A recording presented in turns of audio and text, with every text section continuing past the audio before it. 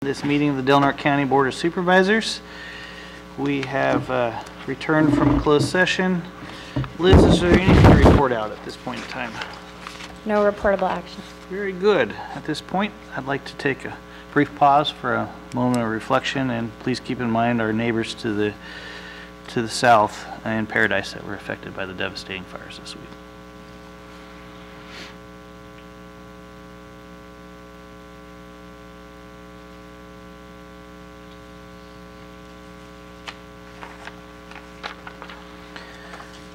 Thank you.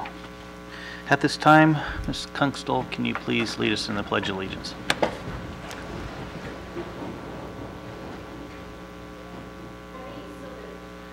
I pledge allegiance to the flag of the United States of America and to the republic for which it stands, one nation, under God, indivisible, with liberty and justice for all. All right. Do we have any new employees to introduce today? Okay. And at this time, I'd like to request any deletions, corrections, or additions from our board members to the agenda. Okay, seeing none, let's go ahead and move on with our consent agenda, which is items number 1 through 25 today. Mr. Chairman, I'd like to pull for discussion items 9 and 10. Item 9 and 10. Any others at this point in time? Okay, very good. Let's open up the consent agenda for public comment. Okay, we'll bring it back to the board. Motion to approve. We have a motion on the table. Second. And a second. Kylie, please pull the vote. Supervisor Henningsen? Yes. Supervisor Berkowitz? Yes. Supervisor Cowan? Yes. Supervisor Gitlin? Yes. Chair Howard? Yes. All right. Kylie, I had a proclamation up here to read, and I'm not seeing it. Ah, thank you, Supervisor. The hidden proclamations. This one's actually pretty cool. Looking forward to reading this today. Okay, this is resolution number 2018-033, a resolution of the Del Norte County Board of Supervisors honoring Janet Turner for her 32 years of public service as a county employee. Whereas Janet Turner was hired as an account clerk, number 2, as the Department of Social Services on October 1st, 1986, and quickly promoted to account clerk 3 on June 28th, 1988.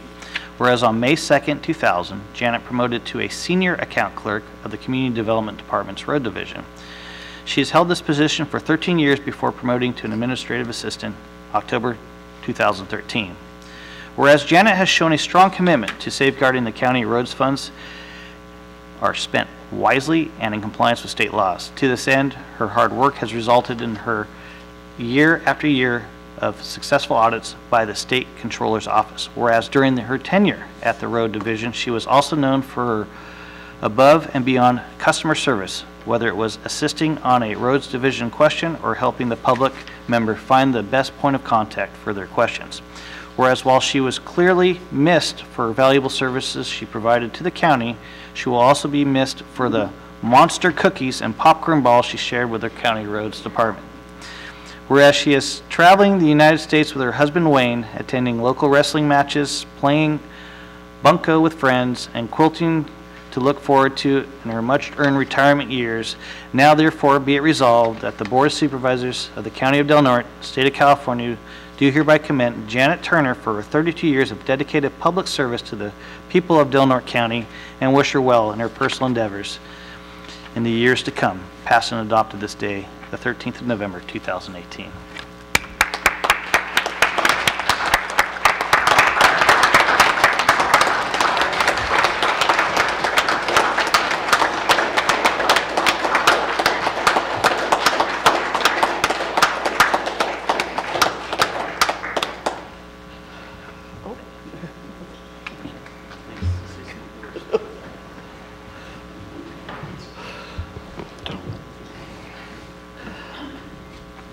It's been a fun 32 years. It's went really fast, and I'm hoping that everything that I've learned and been able to pass on will continue for the best of the county.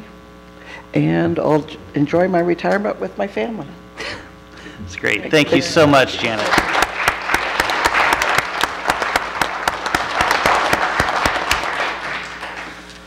All right.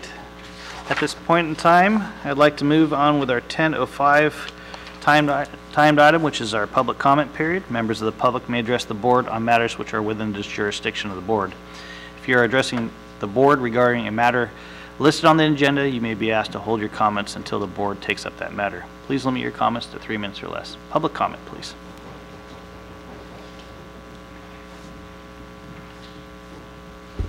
Good morning. Mr. Chairman, Good Board of Supervisors, I'm Liz Freeman, Crescent City, District 5. Bob Berkowitz is my representative.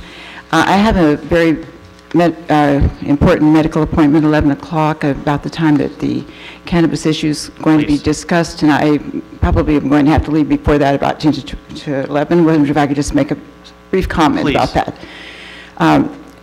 After the election, I know what your Board of Supervisors, or 4 of you at least, are probably going to say, is that we're going to vote to pass and legalize, lift the ban on marijuana and cannabis. I'm just here this morning to say, I would like you to reconsider. I implore you, I beseech you, I beg you to vote to keep the ban on, keep our community clean, healthy, and safe. We're already seeing some other problems that are preliminary to legalization of marijuana and the cannabis grows in our area. And I would really implore you, I don't know how else to say it. I'd get on my knees, except I have a wounded knee. But I'm very serious about our community. This is a very negative impact on our community, on our generations to come. And money is not the issue here. Money to make profit, etc., it's not going to happen. There'll be a few people who will have some things, I suppose, to go to Oregon. They've endured this, they voted it in, and already are seeing very terrible negative results from it. I ask you today, every one of you, Mrs. Cowan, Chris Howard, Gary Hemmingson, and my representative, Bob Berkowitz, if you vote to lift this ban, Bob, you will not be my representative. You will be someone else's, marijuana cartel, whatever, but you will not be speaking for our neighborhood and the constituency that elected you. And I would like to see you all just take a step forward, a positive step, do something really wonderful for Delaware County. There are laws that people have passed that are bad laws, and this is one of them. I implore you, I sincerely, wholeheartedly ask you to keep the ban on recreational use of marijuana. Please vote that this morning. Thank you very much for your time. Okay, very good. Public comment, please. Linda Setter, 5th District. I can understand how things slip through the cracks on a county level, but it seems to be pretty commonplace here. One of those things is the hazard mitigation plan, which was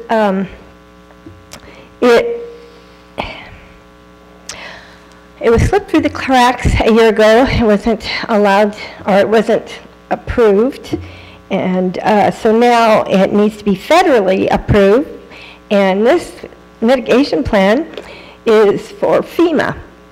So in the event there's a catastrophic event here with a tsunami like such as 64, you're not going to receive that funding for development of our community. And there's no excuse for that. Secondly, last month, Chair Howard, you refused to answer questions on and open up to the public regarding an agenda item which you rubber stamped, allowing farmers to send in pesticide use on internet. Shame on you. Because Smith River Ag Waste Discharge petition was filed by Pacific Coast Federation Fishermen's Association for, guess what? Large-scale pesticides in Smith River by lily farmers. This is an outrage. We don't need our water poison, we don't need our fish poison. But you don't care. because you don't want to open it up for public comment. Lastly, you know, I can get it because I come up here and I front you all off, I tell. But I took a first responders course earlier this year, and I passed with flying colors, 100% on 3 of the tests, 86% on the last test. I applied for search and rescue, and I didn't pass the oral interview because, who knows, I'm blackballed from the community. But let me tell you something. Some guy who currently is on search and rescue was convicted of a felony years ago. So I'm sorry, I'm not going to go out and do a felony so that I can be accepted by this community or by you guys. Thank you. Other public comment at this time?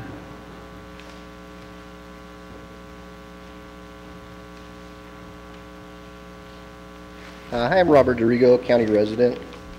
I'm just taking a chance at public comment this morning to address, bring the board's attention now the second time. Robert, could you move the mic a little closer? Sure. Please? Thank you. Sorry. Supervisor Gitlin is blocking many of his constituents from otherwise public conversations and public social media forums, and engaging in posts where he solicits public input and signs as your supervisor. And I can see for many that this matter would be kind of trivial, but you start to see posts where Mr. Gitlin is calling for the resignation of the newspaper, calling for people to cancel their subscriptions to the newspaper, where he's rallying for a town hall for homelessness. And you can see that the comments are going off the edge into people talking about even firearms. You know, I need to bring my firearm with me and things like this. And then people who would maybe counter, you know, some of these posts and say, no, well, that's not, you know, counter these opinions are blocked from engaging. And so we're creating, you know, a false narrative as to what's happening in our community. So this includes city council members and planning commissioners that are banned from seeing Roger's posts, reacting to them. You know, the town hall that Roger's throwing, you know, Roger didn't show up at the city council meeting. You know, so it's to me, it borders on a little bit dangerous, you know. In the interest that Supervisor Gitlin does not continue to unfairly diminish the voice of those that he represents, in the interest of this matter not continue to cost any more county resources, just talking about it. You know, I suggest Supervisor Gitlin would voluntarily unblock all while making his page personal and private for friends only. And in this matter, Supervisor Gitlin will be able to maintain his ability to engage on his page with his friends when he chooses, and he may share his opinions on public forums. However, the public should be able to respond. I think that's the burden of the First Amendment. Others may respond, especially when the poster is a public official, unofficially or officially attempting to engage in business of the public. It's over a dozen of us so far, sometimes entire families that we know of. And I think it's fine that Roger rallies the public, but I think then the public should be able to be involved one way or another. You know, I think that the precedents are clear. You know, we're not allowed to abuse Supervisor Gitlin, but we are allowed to criticize, respond. One of these people the other day was saying that when they go to try to like someone else's post, they can see his post, but when they go to try to like someone else's post, that's kind of the contrary, won't even allow them to, you know, so it is some triffle, but there's a few people here today, it's pretty involved today, but most of these meetings, these forums that we're participating on, you know, are more robustly participated in than this forum. And so I think it might be important. Thank you.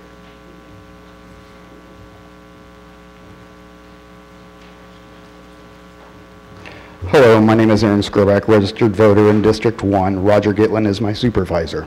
Roger Gitlin has me blocked on social media posts that he is self-described as District 1 supervisor for Del Norte. In other words, I cannot comment on any of his posts nor read what he has said. From what I've read, a federal court has ruled recently that a public official does not have the right to block users from commenting on their social media post, as it infringes upon their First Amendment right to free speech. Blocking a person from commenting that does not agree with a public official's beliefs or policy gives them a false appearance of support that may not be there. Then the public never hears the other side of any argument, as the opposition is blocked from commenting.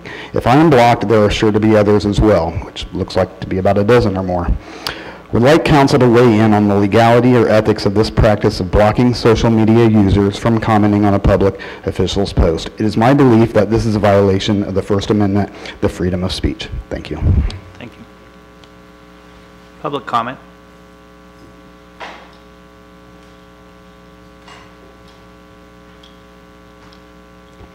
Good morning. Good morning. Norma Williams, Delaware County Employees Association, SEIU 10-1 chapter president. I'm not going to talk about cannabis or anything like that. I leave that to the voters as well as to yourself. But again, as we're still in negotiations with the county over the miscellaneous professional employees contract, again, want to remind you that the union still advocates for wages, fair wages, equity, and in dealing with compaction across the board. Equity for one should be equity for all. I do understand that oftentimes we have to, in order to help alleviate some of the shortages in some of the departments, that some department heads may come to you pleading a case for one or another classification. But this is something that the union is going to be mindful of and continue to monitor, because in the end, and this is something that all of the employees want, equity across the board. Thank you. Thank you. Public comment? Okay, at this time, we're going to go ahead and bring it back to the board. I do want to set the record straight on one piece, though, and get some facts out there. Jay, if you could help me with the hazard mitigation plan, because some things were said today, and I don't want the public to leave here thinking that that was a factual statement. The hazard mitigation plan is a plan that is funded through a program, which is the Hazard Mitigation Plan Grant Program. We had a plan in place for 5 years. At the end of 5 years, it's required to be updated. We're going through that process right now. The plan expired, should be approved by the feds in the next couple of months. It's been going through the state recently. It has nothing to do with general relief from FEMA. It's a separate grant program within the Stafford Act. The Stafford Act is the act that allows the president to make a federal declaration at the request of a state, at the request typically of the counties. General relief comes in many different forms, but that's what you're going to see with all of the fires that you've seen to the east of us. The hazard mitigation plan is a separate grant program. Once that plan is done, then we can apply for additional grant funds through that program to implement the hazard mitigation plan. So you'll be seeing this happening every 5 years the way it is, and it doesn't prevent us from applying for that money either. So we administer a number of grants through administration, the grants side of the program, and a lot of that money goes down to subrecipients, the fire departments and other nonprofits to help fund first response. Thank you, Jay. Appreciate it. We're going to go ahead and move on with our 10:15 timed agenda item, which is the Delaware County Library update by Ms. Stanley. Good morning, Angela. How are you today? Excellent. Should be a mouse and a keypad up there for you.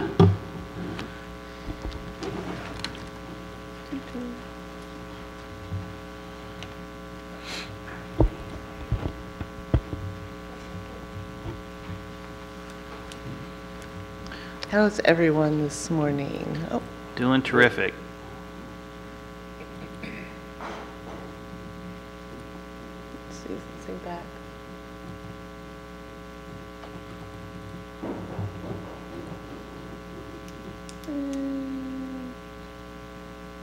Can't quite see it. Which one's the...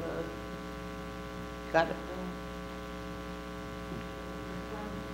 Yes, you want me to get to the slide.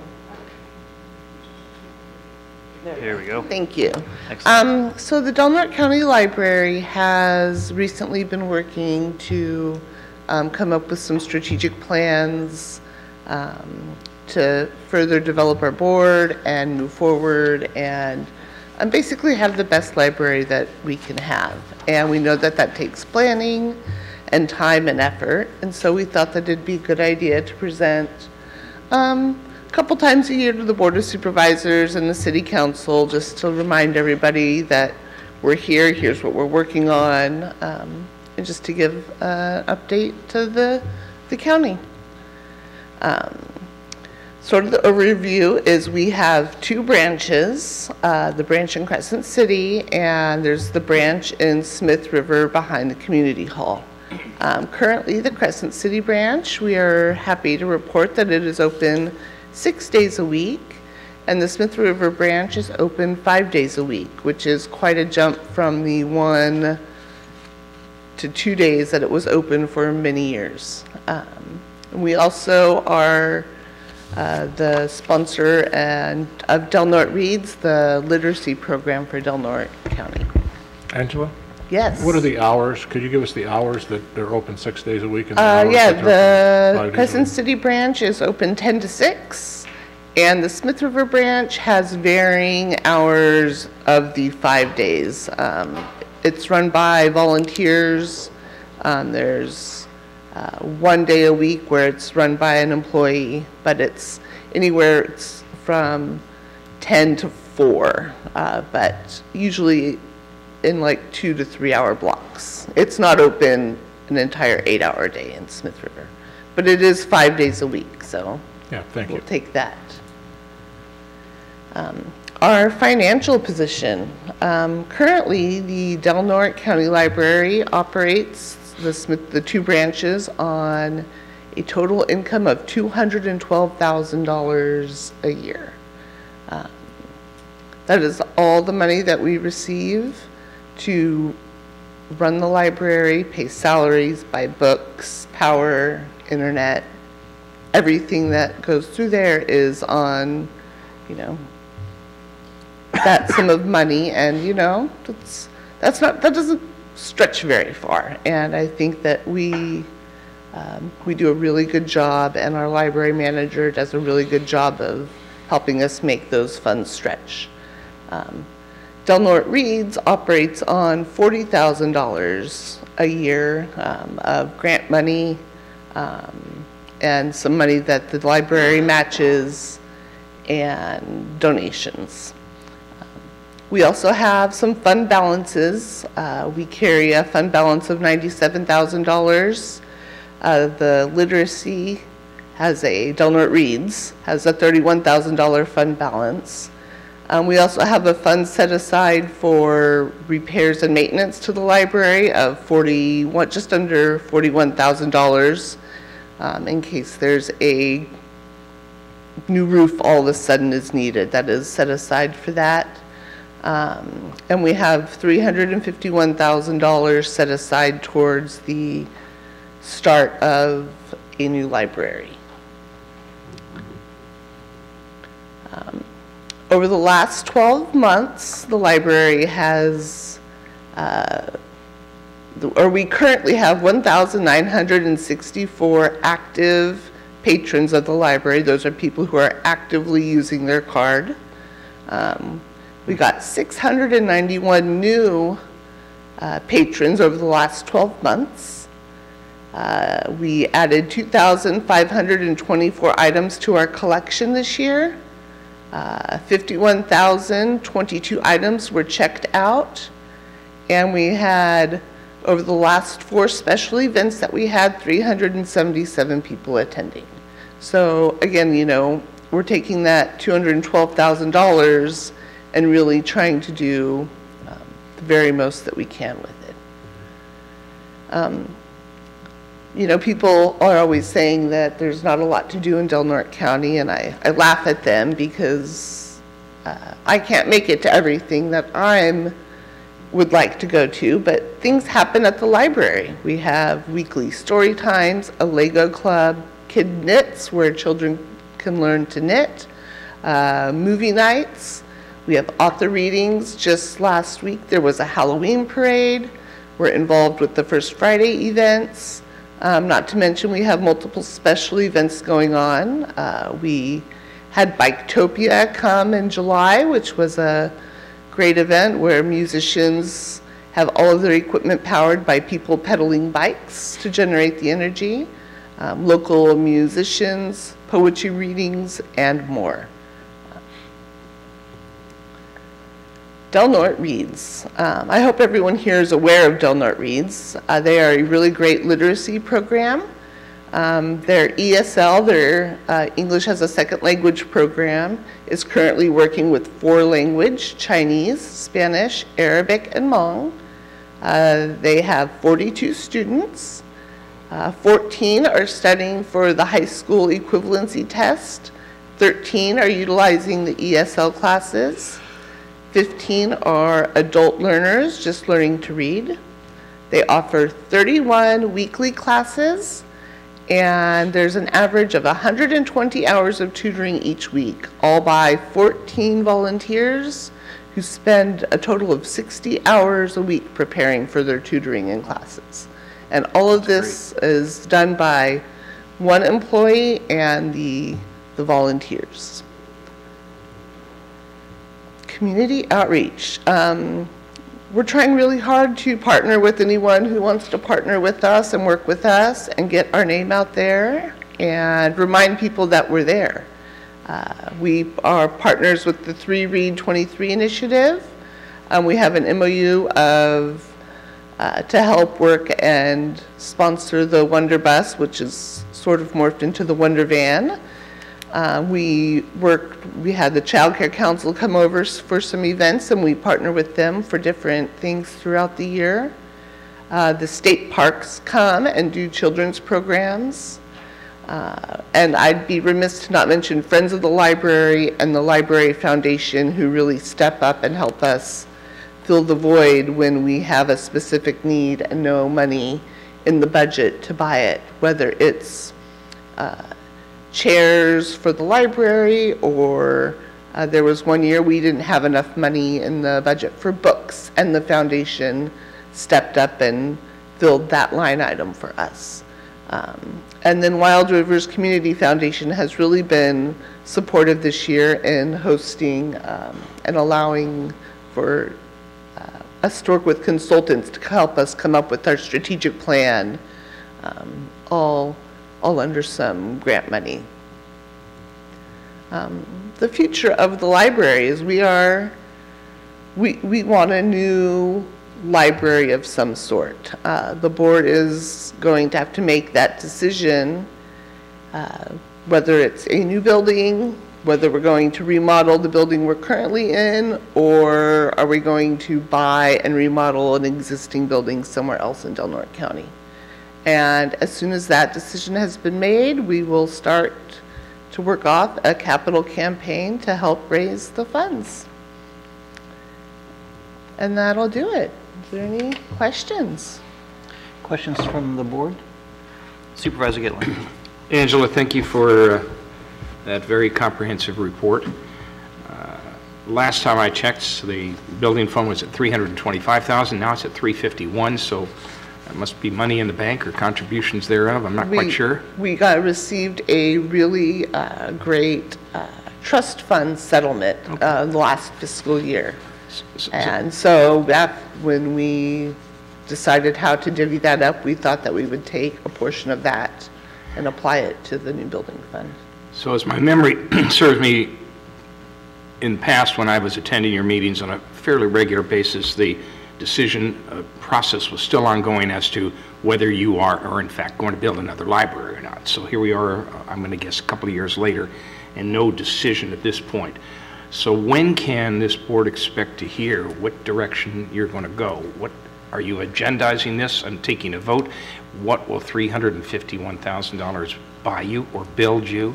Are those not a lot? Yeah. So where do you see this going? How do you project this out when the next time you make a report to our board? Where do you think you'll be? Well, one of our prior board members did a pretty thorough analysis of the various costs of the three. And really, it's just the decision. It's not an easy decision to spend $1 million, which is what it's going to cost, no matter really which way we go. We need about $1 million to really do justice for a new library. When will we agendize it? We wanted to go back out to the county and poll the constituents, the people who use the library, get their feedback, and we'll come back, reanalyze. And you know, I've been talking and pushing the board that we want to make a decision in the next few months so that we have a goal, and then we can start the capital campaign to raise funds. That's admirable, and I appreciate that. I'm just kind of wondering what kind of a library you envision with the less of an emphasis on actual paper books, because the world has changed since I was going to use the library, you know, a couple hundred years ago. Now things are digital. So does that change the look of the library in terms of its square footage, its usage? How many books are you going to have? I mean, are these issues that you're dealing with and discussing at this point? They are. Those are talked about when we are receiving new materials, when we're making plans. But the fact of the matter is we're always going to have books. You know, there's old collections, there's things that we would maintain and keep even if all of a sudden no more paper. We would still have our old collection of books. As far as square footage, we can't afford to have something much larger.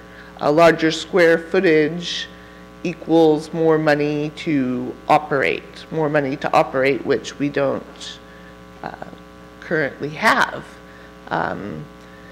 We want to include a community room that can be accessed and rented to the public for meetings and group gatherings.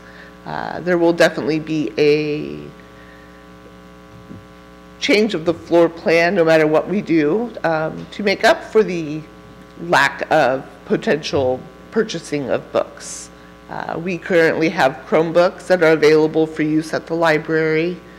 We have we just bought new computers with some of that trust fund money that was bequeathed to us.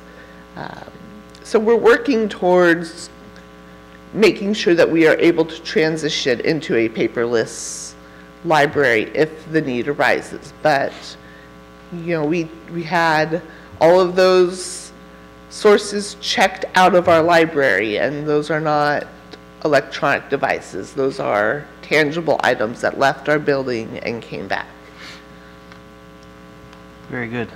Other questions from the board? Supervisor Hemmingson.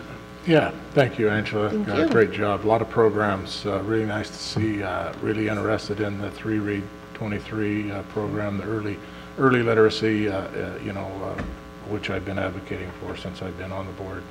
But the Wonder Bus, or the Wonder Van now, is, do you know where we're at in that, either the transition or getting that back on the road? It's been absent for about a year now. My daughter's fairly well involved with the library as well as the Wonder Bus, so I'd like to see that go. We are a monetary partner. We give a slight donation. We worked an MOU with them, and actually the Library Foundation helps us make sure we can continue to meet that as well. I know that I saw someone here today who might be able to answer that better at some point, but I know that the Wonder Van is not currently in town, but that they have come up with some other options to fill that void in the meantime. Great. Thanks. Supervisor Berkowitz. Angela, some years ago, there was some thought about partnering with the school district for the resource center, which has a library. Has there been any thoughts about utilizing that facility on a partnership basis? The Family Resource Center as a library? Yes. No, not the Family Resource Center, I'm sorry. District. This is the school's resource center on Harding. Oh, that's the first I've heard of it, so I would say that over the last 4 years, no. Thank you. Thank you. Very good. Supervisor Cowan. I just want to say thank you for all you guys are doing. It definitely has expanded over the years, which is really important, and I appreciate all the work that goes into that. Great, thank you. Angela, I'm going to open it up for public comment briefly before we return to All the right. board for final comments. Public comment.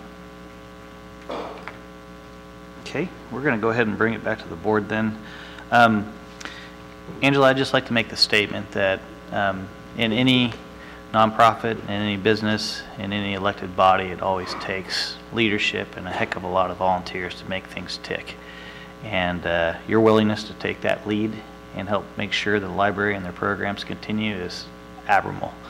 It's something that needs to be commended. Your focus, your core missions around literacy, that's what you guys do. And you're doing it really well on a very limited budget to help maintain those services here in our county, and it can't go understated. Anytime you need a platform to help get the word out there about our local library, you feel free to use this board to do so. Welcome you back anytime. Great, thank you very much. Thank you, Angela. All right, at this time we're going to go ahead and move on with our 1025 item, which is review and discuss the Delaware County Treasurer's Report for a quarter ending September 30, 2018. Ms. Lopez, good morning. Good morning. Oh, back up. Here we are again. Quarters go by so fast. It sure does. All right, so this is for the quarter ending September 30th. I thought it'd be nice to have a full board staff, so I didn't do the October meeting. So to start, we closed out this quarter a little bit lower at $44,669,778. Our certificate of deposits ended at $10,045,000. Our LAIF is holding steady at $10,241,000. Mitigation fund is $2.7 million, which is great, getting some of our loans paid off. And our CalTrust, the general fund, is still at $500,000. And a majority of our portfolio is our our government agencies at $20,994,000. Pretty steady considering we haven't had a lot of activity, not a huge change in the portfolio.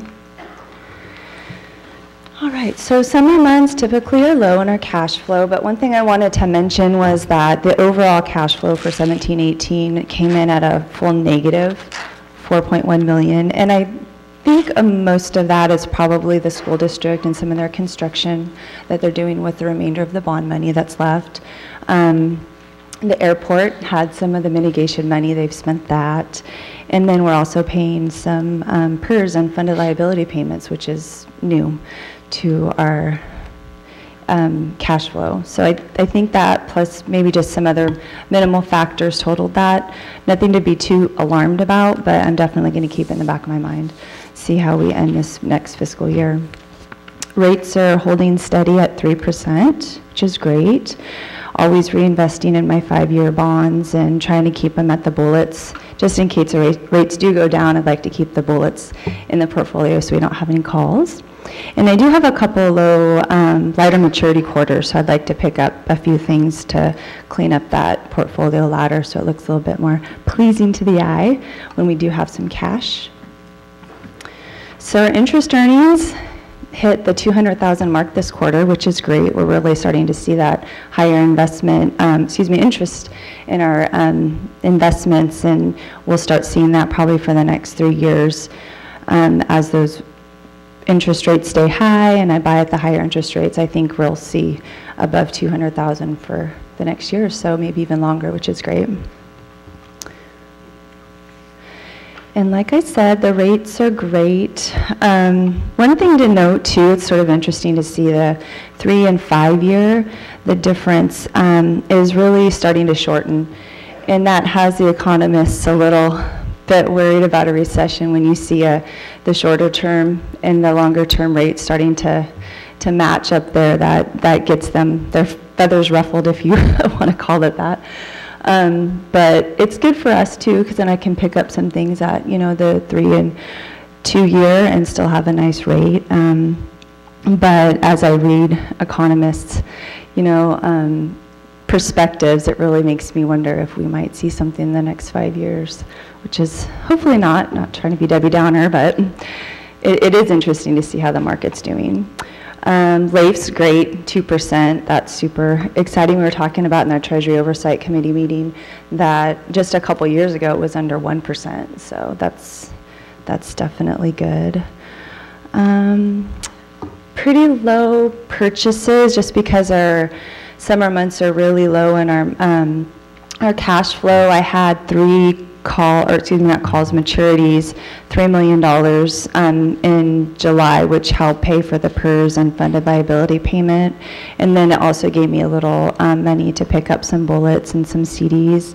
There's no reason for me to sell or do any swaps because we're in that higher interest rate market. I would take a loss on something. So I'm not getting the calls like I used to about swapping, but that's good. That means I have good stuff in the portfolio right now. So. And looking ahead, obviously, December's a great month for us with property taxes, so we'll see a nice cash flow in there. And then, surprisingly, the summer wasn't too bad. We had, net effect of a positive $600,000, so it wasn't as bad as I was anticipating. But overall, I think we're looking good. Just want to keep my eye out on any negative cash flows that come in that I'm not expecting, but I'll just keep on trucking. Any questions? Very good. Questions from the board? I just have a comment. Sure. Supervisor Gitlin, please. Barbara, as always, great report. I'm always looking for what could go wrong here. Do you see any red flags on the horizon? I don't think so. Like I said, seeing that negative cash flow for the entire fiscal year makes, me really keep an eye, make sure that our LAIF is at that 10 million at all times. Right now it's at 8, so we're coming into the tax, season, so I want to, keep that up. I might even keep it at 12 just to be safe, so that in the summer I'm not below 5. That really scares me. I don't want to be below 5. So I might be a little bit more reserved in my purchasing if I feel like I need to. Just really keep an eye on it, but nothing red flaggy, if you will. Anything on property delinquencies that concerns you as we move into the first No, installment? actually, I think everyone, most people have mortgages on their homes, and so property taxes are included in their mortgage payment. So we really don't have any higher delinquency rate than we've ever had. We're right at 5% is usually where we're at. So not at all, actually. I don't see anything. Actually, it's an option with the mortgage holder. I pay mine separately, but I just wondered if you see, compared to last year, these numbers in parentheses, which are losses, or red numbers. Do you see those numbers? And apparently you've given me your answer. No, you don't see a problem with those Not numbers. with the property tax revenue, no. Okay. Mm-mm. Okay, thank you very much. Sure. Supervisor Hemmingson. Yeah, thanks, Barbara. Sure. Always appreciate the updates. You give us a level of confidence, I think, or at least me, a level of confidence in you keeping an eye on the ball, so to speak. Yeah. So I really appreciate the updates. Thank you. And it looks like everything's looking good. So Yeah, it is. Thank Very you. happy. Thank you. Thank Supervisor you. Berkowitz. Oh, yes. Yes, Barbara. Barbara, in view of the Fed raising rates, do you see any kind of a long-term effect of increasing our revenue based upon those rates? We're at the mercy of the feds, Hopefully this little, talk about a recession coming in the next 5 years won't be as bad. But that's, I've been to a couple seminars and The Economist, they don't want to red flag anything. But like I said, when you see those rates starting, you don't want to, they called it an inverted yield curve. So where the lower year rates are going to be higher than the longer term rates, that's when you start seeing a recession. So those things start meshing together. It could be cause for concern, but I think we're just going to have to go with the flow. If we start seeing more losses, more negative cash flow every year, then we have to just be really, really conservative with our investments. I feel pretty confident that we did really well in the last recession, so I don't lose sleep over it by any means. So. Okay. Thank you. Thank you.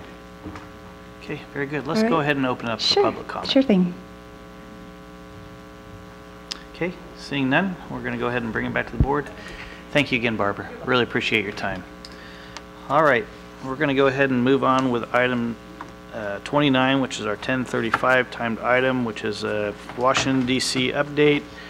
This is going to be a brief report, I hope, on a very eventful trip to Washington, D.C. that Supervisor Cowan and I took recently. And we're lined up on a lot of great activities, essentially by our lobbyist, Greg Burns, and Mary Scott. Is there a controller? Yeah. Okay, very good. So, as you might be aware from our discussions at the last board meeting, this was a combined trip, not only for lobbying, but in addition, we were invited by California Association of Counties, essentially to participate in what is now the first ever invitation by any sitting president of individual counties to the White House.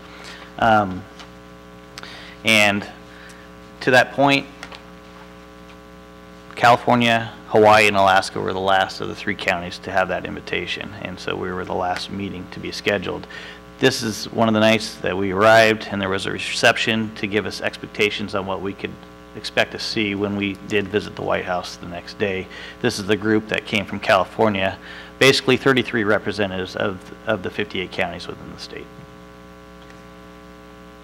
The first meeting that we had, however, the meeting at the White House was on Wednesday. The first meeting we had was, actually, on Tuesday. First meeting we had started on Monday was the opioid crisis discussions. I'll let Supervisor Cowan cover some of the highlights of that visit.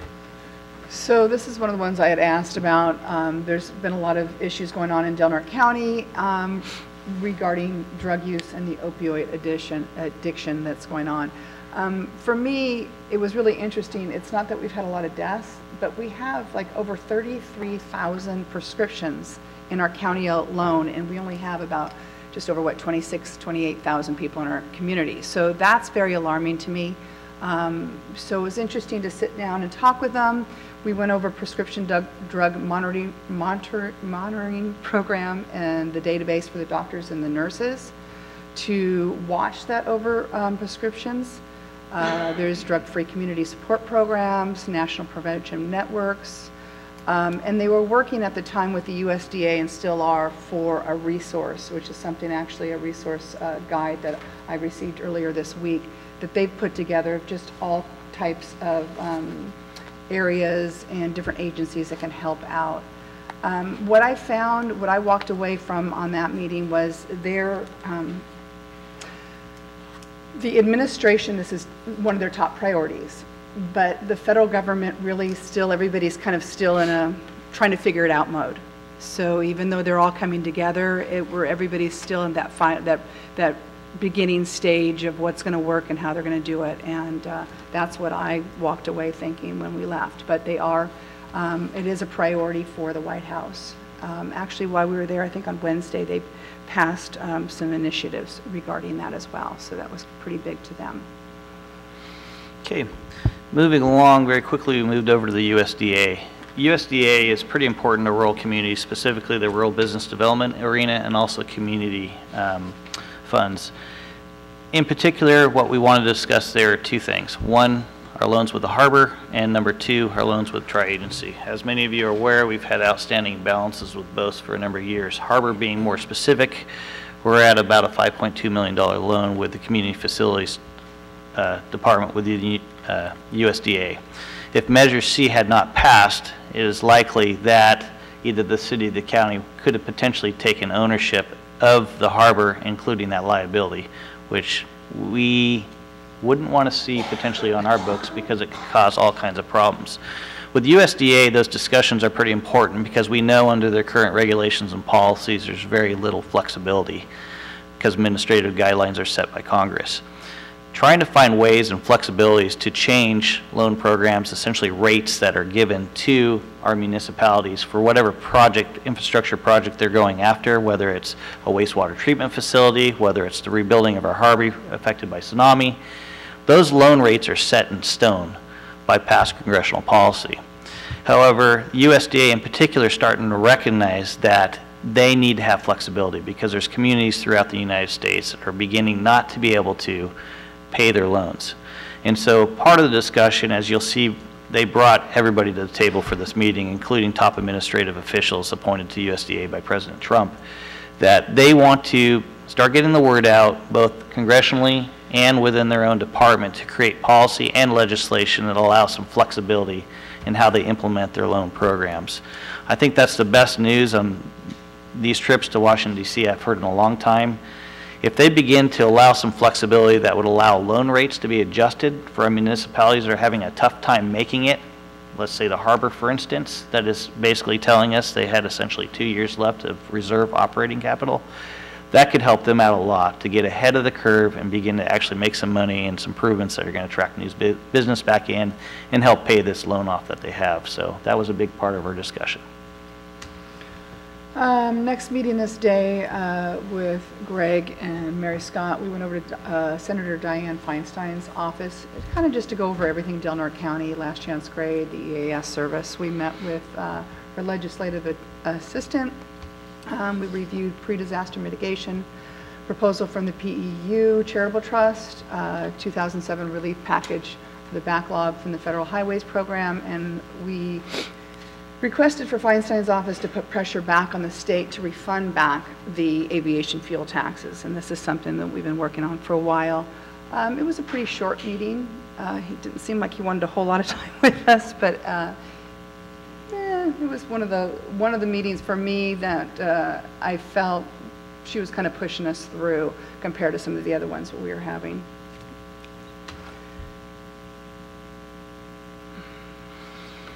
Okay, so Tuesday was spent at the White House entirely. As we mentioned, Alaska, Hawaii, and the state of California were invited. I wish we would have had more folks there from the state of California, but having 33 of the 58 counties was great to have there. We didn't have a whole lot of expectations other than the list of folks that were going to attend the meeting to go by, and we were told many of those folks probably wouldn't even be there to greet us or have conversation with us. It turned out everybody that was invited on the list turned up, including one special guest. The first person to present to us was Deputy Assistant to the President and Director of White House Intergovernmental Affairs, Douglas Holster. So the message back to the counties, come to us. And this was something that we always approach our state legislators on, we approach our federal representatives on, both congressional and Senate.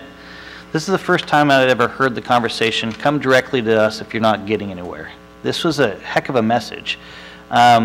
He focused on, if you can't get a hold of somebody who's sitting on my staff, you call me up and I'll make sure they're returning your call. That was the message he sent to every county representative that was there. He also wanted to touch briefly on a couple of the topics that would be discussed that day, but very quickly moved into our next presenter, which is Bill McGinley's. He's basically I don't know if you could ever retire as an attorney, but he's a retired attorney. And he just had some words of wisdom for us as we move forward as elected officials. One of those comments that we put in here in asterisks, never mistake activity for achievement. We might be doing a lot of work, but oftentimes those actions don't always result in achievement. And we have to remember that as elected officials. We're there to get the job done. And then the second thing, and this was specific to how the Trump presidency currently has gone in the last couple of years, be more concerned about your character than your reputation. And I think that resonated with a lot of us. But his job, Bill's job, is essentially to run the cabinet secretaries. And this is Ryan Zinke. Many of you might know him, SEAL Team 6. The guy, I wouldn't want to meet him in a dark alley. If you angered him, you probably wouldn't wind up on the right side of that argument. But he's pretty much a local boy next door to us up there in Oregon. Trump appointed him to be the Interior Secretary. He essentially oversees the Bureau of Land Management, National Parks, the U.S. Fish and Wildlife Service, and the sovereign nations, which are essentially through the Bureau of Indian Affairs. And close to 20% of the U.S. territories outside of the current United States. Ryan's passion and what got him into this position was basically his love for wildlife, fish and wildlife in our forested lands, which he utilizes quite a bit of. He's a Montana boy. And his conversation and why the president wanted him there, and you might be able to guess this, was about energy. Energy independence and not being reliant upon foreign powers for the energy in the United States. The comments that hit home with most of us were essentially, I don't want my children to see what I saw in engaging in foreign wars outside our borders to receive that energy here in the United States, when we could provide that energy through better regulation here at home. And that resonated with quite a few of us. And he also talked about efficiencies in government. He was actually talking about the Klamath River and what that efficiency might look like. He says you've got one agency, which is the Department of Commerce, NOAA Marine Fisheries, which regulates the salmon that are in the river. You've got another agency, Department of Energy, Bureau of Dams, that regulates whether or not we have utilities from the dams on the Klamath River. You've got another agency, his, that regulates whether or not you have water in those rivers and how those flows take place to provide for some of these resources. And then you have another agency, the U.S. Department of Agriculture, for the farms upriver. All these folks, all these agencies have a voice in a process. They all have policy, they all have regulation. And when it comes to efficiency of governments, they weren't finding a lot of efficiencies when they got themselves into these positions and having conversations that were effective to getting the job done for the American people. And it's really driving a lot of the discussion, especially with him, when he engages with other cabinet secretaries to try to find those efficiencies. Yeah, they talked a lot about streamlining throughout. That kind of seemed like the whole, all the way through. Secretary Chow is the U.S. Department of Transportation. I think Zinke and Chow were my favorite. Chow talked about the Sterling Highway that took 42 years to be completed, that was finally completed through this administration. Chris talked about it was California, Alaska, and Hawaii. Hawaii didn't show up, so it was primarily California and Alaska. So they were touching base specifically to things for us, which was nice. Her mission is to empower state and local officials. She's making that her highest priority. She is here to ensure accurate cost assessments up front, responsible planning and stewardships, ensuring maintenance. So, you know, when they're going into a plan and they're giving out money, that we're seeing projects all the way through the whole process. She was focusing on encouraging public and private partnerships. That was also a theme that I heard not only at the White House, but throughout other meetings that we had in those 3 days, bringing the public and the private together. This year's spending for DOT included $1.4 billion. Transit funding, $3.4 billion for highways, $1.64 billion for airports, $45 million for rail, and $7.8 million between 3 airports for EAS. We were one of those 3, so that was a big thing to us. We do receive EAS support at our airport. She was also talking about focusing and bringing everyone together in 2008 to pass a transportation bill. She feels very, strongly it needs to be a bipartisan effort, as I'm sure we all do. For me, this was kind of nice. When we had previewed or had our briefing with NACO on Monday night, they said that each speaker would open it up for a little bit of time, some question and answers, which they did. Which was, we really had an interactive day with them. I had asked about Chow specifically, and Brittany was an intern who set all this up that we had been communicating with beforehand.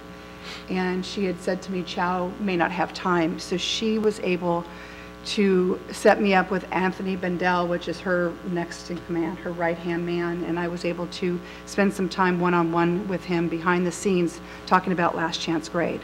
To me, that was really cool. They were listening, and that's what I heard throughout all 3 days. This administration is listening. So I was able to get home and send to Anthony a lot of stuff. We talked about the health that and support we've been getting at the state level from Federal Highways with Vince Mamano and Paul Schneider. So I actually talked to Paul last week or communicated with him with this as well.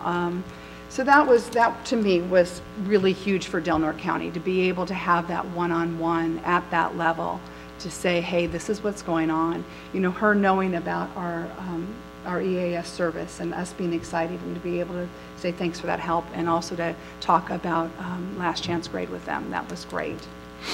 And when Supervisor Cowan says thanks for the help, this isn't just a one-way conversation. This is a very small group of people in a small room. You see it on television, but there was an exchange taking place with everybody that showed up to these meetings. It was just not a one-way, we're speaking to you. We were there for close to 4 hours. Yeah. And then, That's cool. please, You want to talk about this? Go ahead. Well, this is Supervisor Les Ball from Shasta County, and he came up, well, I guess this slide kind of came up. Our special guest, or unannounced guest, and I think we all knew when the camera started coming in, but President Trump came in, spent about 20, 25 minutes with us, having conversations about what's going on. And it started with Supervisor Baugh presenting President Trump with a resolution thanking them for all the help that they got with the car fire and what was going on in Shasta County. And it was really emotional, and it was really cool. I don't know if you want to touch on that a little bit more. Yeah. And then the special guest, President Trump. He hadn't been to any of the previous meetings with the counties that were invited, so we felt pretty special to have the president there at the time. He's like you see on TV. He's a pretty black and white guy. He's full of a heck of a lot of humor, and he does not mince his words, and he doesn't care about the reaction that it'll elicit from anybody in the audience. He's going to be very clear about that when you go into a discussion with him.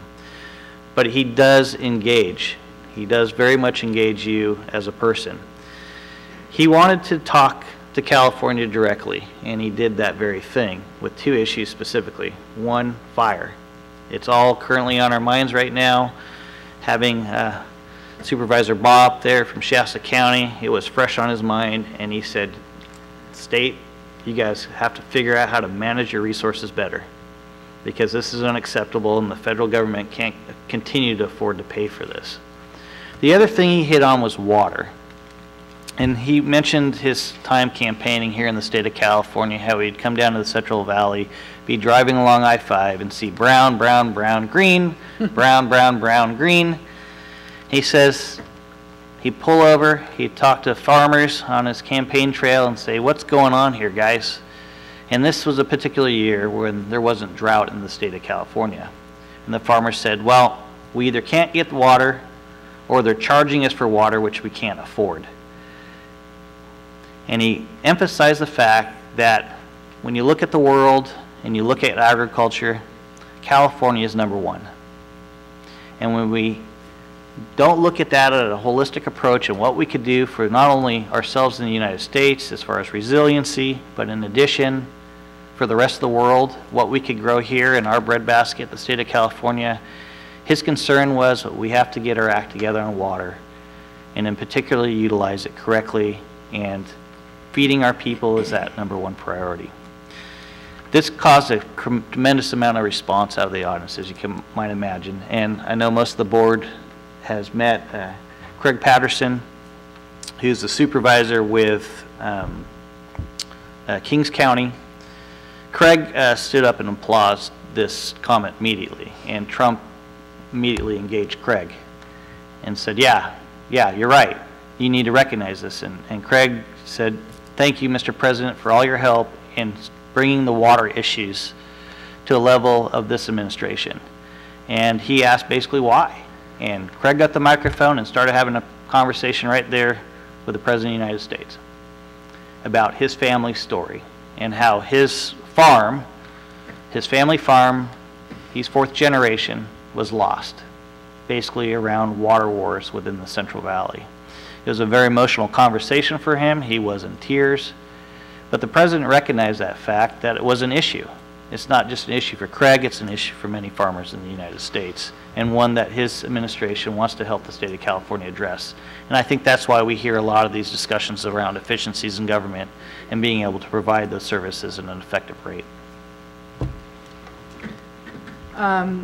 It was very surreal being there with him, being able to have these conversations back and forth and watch the engagement. Later that day, or I think it was the next day, is when they passed the water bill. Seeing the engagement, seeing him understand and address issues of Alaska and California directly with us was very huge to us. It was a good meeting, and like we were in with all these people for about 4 hours. He spent about 25 minutes with us. After that, Kellyanne Conway came out, and actually she was out earlier introducing the president. She is their lead person for the opioid crisis and the epidemic. Again, the next day, on Wednesday, the Patient in the Communities Act was passed. So it was done while we were in town, and that's what she pretty much focused on while she was talking. And then the introduction of our new administrator, Andrew Wheeler, to the U.S. Environmental Protection Agency. Andrew, again, he's a freshman. He was just recently appointed as acting administrator. He really wanted to touch on a couple things, one being clean coal technology. As many of you know, under the previous administration, coal was one of those areas in our industries here in the United States which was essentially by most felt to be attacked. Coal rushed to improve technologically to be able to address some of the EPA's concerns around cleaner air. And now that technology is in place. You see a lot of coal burning businesses essentially refiring up to a certain extent with that clean air technology and being able to provide energy to our East Coast partners. He really wanted us to remember that this is about energy in the United States and energy independence. And then he addressed another big issue, which is WOTUS, which is Waters of the United States. It's been a big issue that's been looming around us for close to a decade now, trying to figure out who has control under what definition, if it's the U.S. Army Corps of Engineers definition or if it's a state definition, but essentially who has control and how far does that reach? Is it just a reach within fish-bearing watercourses, or is it an intermittent stream that goes to the top of the hillside? The definition is coming down through the Resources Agency, and they're making sure it happens so there's no longer any confusion that was provided through the last several administrations. Oh, you want to go on these? Go ahead. The last three people that we had, the next one was Secretary Robert Wilkie, the U.S. Department of Veterans Affairs. Talked about shared stewardess principles, bringing back forests back to timber production. Local governments need to communicate. Just talked a lot about a lot of different things. And then Under Secretary Jim Hubbard, he's a 35-year Forest Service veteran. I engaged with him directly. What I wanted to touch on him was our national recreation area. Many of you guys know, who have lived here for most of your lives, that our national recreation area was a decision by our board. We could have had one thing, which is another national park, or we could have had a national recreation area. Our elected officials before us decided to have a national recreation area. But as many of you know, our national recreation area, there's not many people recreating in it. And yet, the county continues to move more off this resource-based industry and more into a recreational industry around tourism. Having the agricultural department support, specifically under the Forest Service, is one of those pieces that we need to recognize and continue to push on them. If we're going to have these designations and you're going to limit our ability to go out there and utilize that resource on the landscape and tell us what to do, then you better come in and help our small rural communities out in finding those resources necessary to bring the people here to utilize this landscape, which was over 700,000 acres. And we ended the discussion with William Kozier, who's Special Assistant to the President and Deputy Director of Intergovernmental Affairs. William is another one of those guys that is going to be communicating with boards like us directly. He's our point of contact for any of the administrative officials, and if we want to get a message out from this board on any of our issues, this is the guy we're going to go to. So that ended our day at the White House. Like I said, it was all pretty surreal. It was an amazing day. Turned out nothing like we expected. Like as Chris was talking about, these meetings had been going on for over the past year with all the different states, and California, Alaska, and Hawaii were the last. We were told that you wouldn't see maybe 2 of the 9 speakers, and that's about it. So Britt, who I referred to earlier, who was putting this all together, she was talking about how everybody wanted to be there. She had no problem. She had people from the cabinet asking to be there. It was a great day and something I'll never forget. The next day was Wednesday. We continued on with Greg and Mary Scott from Thorn Run and started the day off with, you want to talk about federal highways? Go ahead. Went into federal highways specifically to talk about last chance grade. Here's a list of the people that we saw and sat with. Not everybody was familiar with last chance grade, but Heather walked in at one point and she was completely and totally up to speed on it, and talked about potential pilot projects that are being developed under the InfraBuild and TIGRA projects, that potentially that might be something. And again, this is where we heard the public and the private, you know, that's where the questions being asked to us. What private, you know, industries can help you, and trying to explain to them in the community that we live in that we don't have these big private industries that are going to come in with billions of dollars for us. And constantly, I felt like over Monday and Wednesday talking about our community and the makeup of our community and what it was like. So after that, we went over to DOT. I think for me, this was one of the best meetings of the 3 days we were there. I went in with an agenda of basically opening it up and talking about essential air service in our community. We just signed an agreement with them, a contract that's up in 2020, which means in 2019 we need to start talking again. It's going really well with Contour and hoping that they want to stay with us. We right now only have 1 flight in and out, because when these negotiations were going on, they were willing only to give us the amount they were giving for Penn Air. At the time, they also wanted us to take Great Lakes. They were also in there for the bid because they were so cheap, but we did not feel they were viable, we being the airport board authority and those out at the airport. So we chose Contour at that time, but being only given the certain amount of money that they had given us for Pan Air and not wanting to take Great Lakes, we chose to take just 1 airline, 1 flight in and out a day, and keep with the airline service that we felt was going to be best for Del Norte County.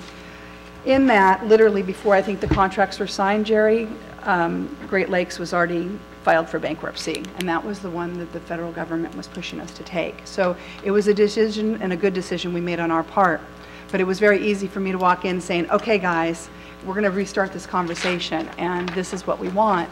And it seemed like they were very open, and we talked about even the amounts it was going to take. So I walked out of that meeting feeling really good that day, like they were listening and they understood our needs and how well things were going for us here. And so that was my take on that meeting. Great. And then the administrator from the USDA that met with us from Rural Development arranged very promptly, because this next meeting was not arranged. She wanted us to dive a little deeper into the community facilities program and the loan with the harbor. So they arranged a special meeting for us that day. While I was there, Supervisor Cowan went to, you could go back. When I was there, Supervisor Cowan went over to Congressman Huffman's office, and I concentrated on this issue with the harbor, and specifically our loan, and trying to have further discussion on what loan forgiveness might look like for the harbor.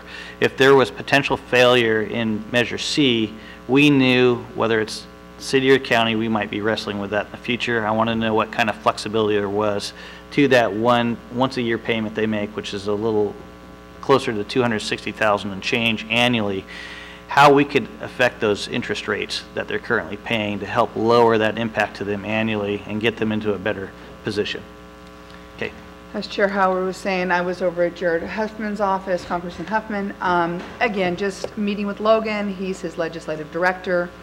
and talking about last chance grade. Huffman has been a huge support in that with his stakeholders group meeting and the group he has put together. We also discussed EAS and wildlife mitigation. The next meeting was the FAA. This again to me was a really cool meeting.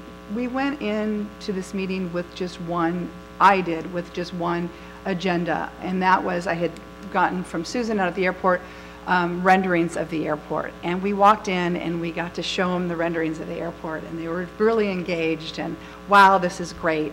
And just say to them, we're just coming in to say thank you. The FAA has, I want to say about 87% total have paid that much for our airport. So our goal was to go in there and show them what it was going to look like, talk about the progress and where it was at, show them pictures of that, and to say thank you. And they were kind of a little overwhelmed by that. Like, no one's ever come in just to say thank you. They're kind of like, what else do you want? Got into a few other conversations. You want to talk about that? We did. As many of you know, when you're an EAS airport, your objective is essentially to get this federal funding. That's what's going to keep us afloat, because we don't have the county resources or dollars to support that.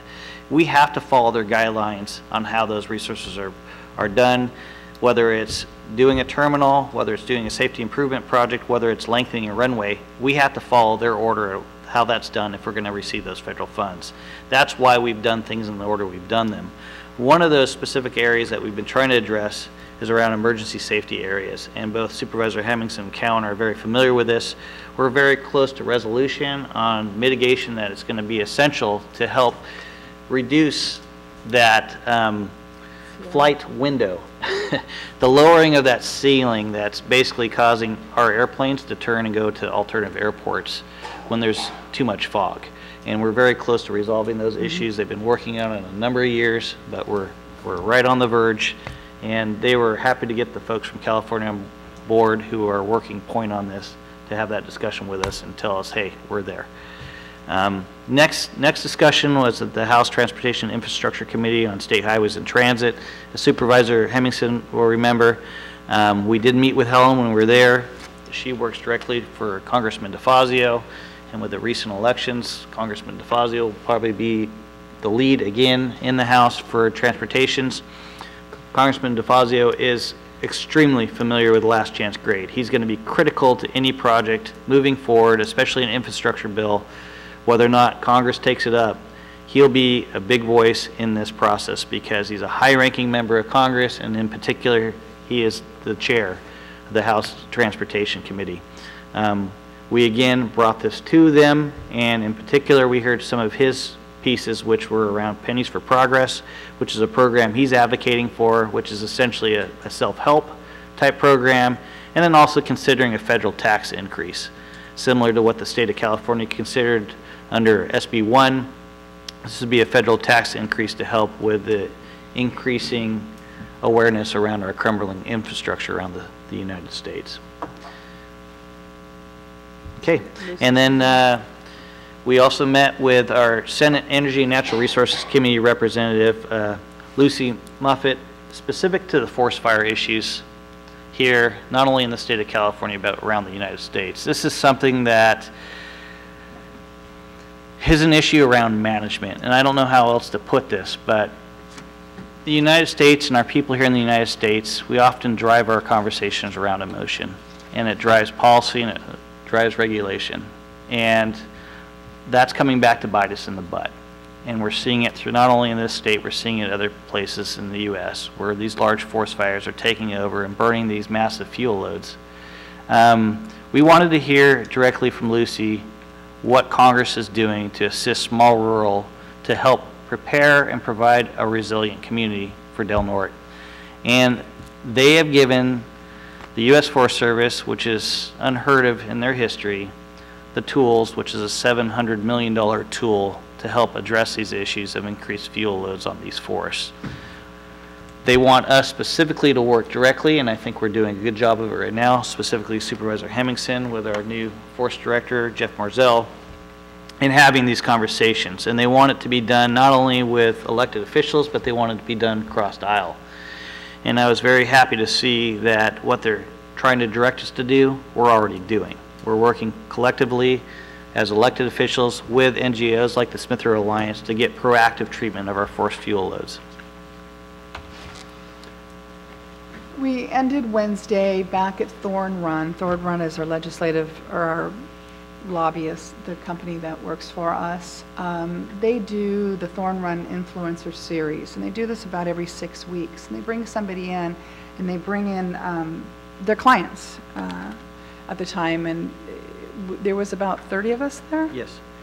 And people from like FedEx, Caterpillar, just all these big companies, and representatives from them. And they brought in Amy Swangler. She's the Deputy Assistant to the President, Deputy Director of Legislative Affairs. She's basically the liaison between the President and the Senate. And she just came in to kind of talk about the administration. A few things that stuck out to me is her comments and her smiles of, you know, she's worked for a lot of people, a lot of administration. She looked very young, but she had this very illustrious resume of all these different administrations she had worked for. And first thing she said, well, every day's different there. Everything, it's always fun and it's always different, you know, and she talked about and concentrated on how different it was, but how they're all working together and getting stuff done. They, again, talked about the focus on the opioid epidemic and how they were working on getting through the nominations at this point.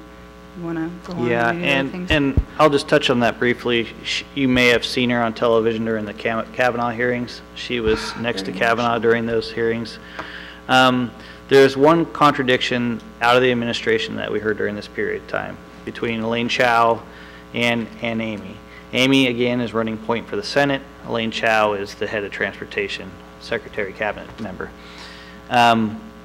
Elaine felt very strongly that we had worked towards a bipartisan effort around an infrastructure package here in the United States this coming year. Amy was telling us something 100% opposite, and I think she's getting that direction from the Senate members that she's talking to, that there's not a lot of willingness within the Senate members of the United States today to move forward with the infrastructure package in this coming year. So when we look at our large-scale projects like Last Chance Grade and how we're going to advocate for those federal funds, which we're going to direly need, we need to put pressure on the state Senate, or sorry, the federal Senate, especially our representatives, to recognize the fact that we're not going to be able to do that project without those federal funds. So we got to get the Senate on board if there's going to be any hope to address the infrastructure package here in 2019. That was it.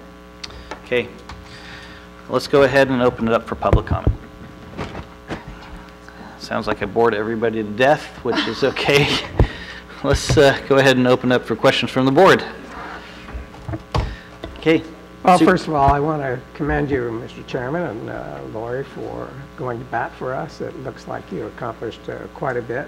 And the more we can do this, the more that we can be back in Washington, D.C. and really promote our case. I think the better off we're going to be, because out of sight, out of mind. So we need to be in their sight and in their mind. And I appreciate all of the work that you and Supervisor Cowan did. Thank you, Supervisor. Okay, let's go ahead and move on with our next agenda item, which is our cannabis update. Thanks for hanging around, guys. Jesse, I think you're here, or is it you or Joel that will be helping us out with this update today? Looks like it's going to be you. Good morning, Jesse. Morning. Let's keep this pretty quick. Excuse me. Anxious today. Try to remain standing here.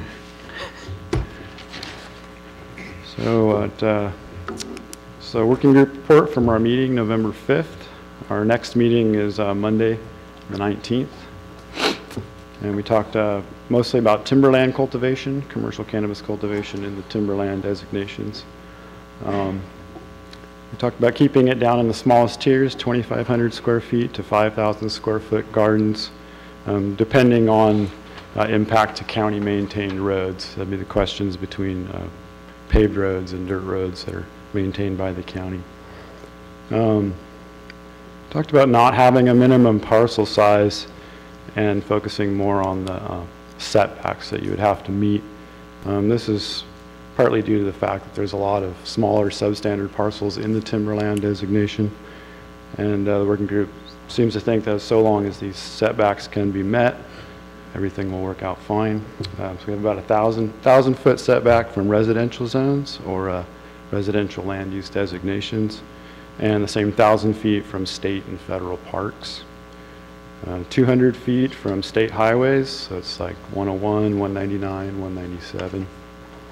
And then 50 feet from all other property lines, however they end up.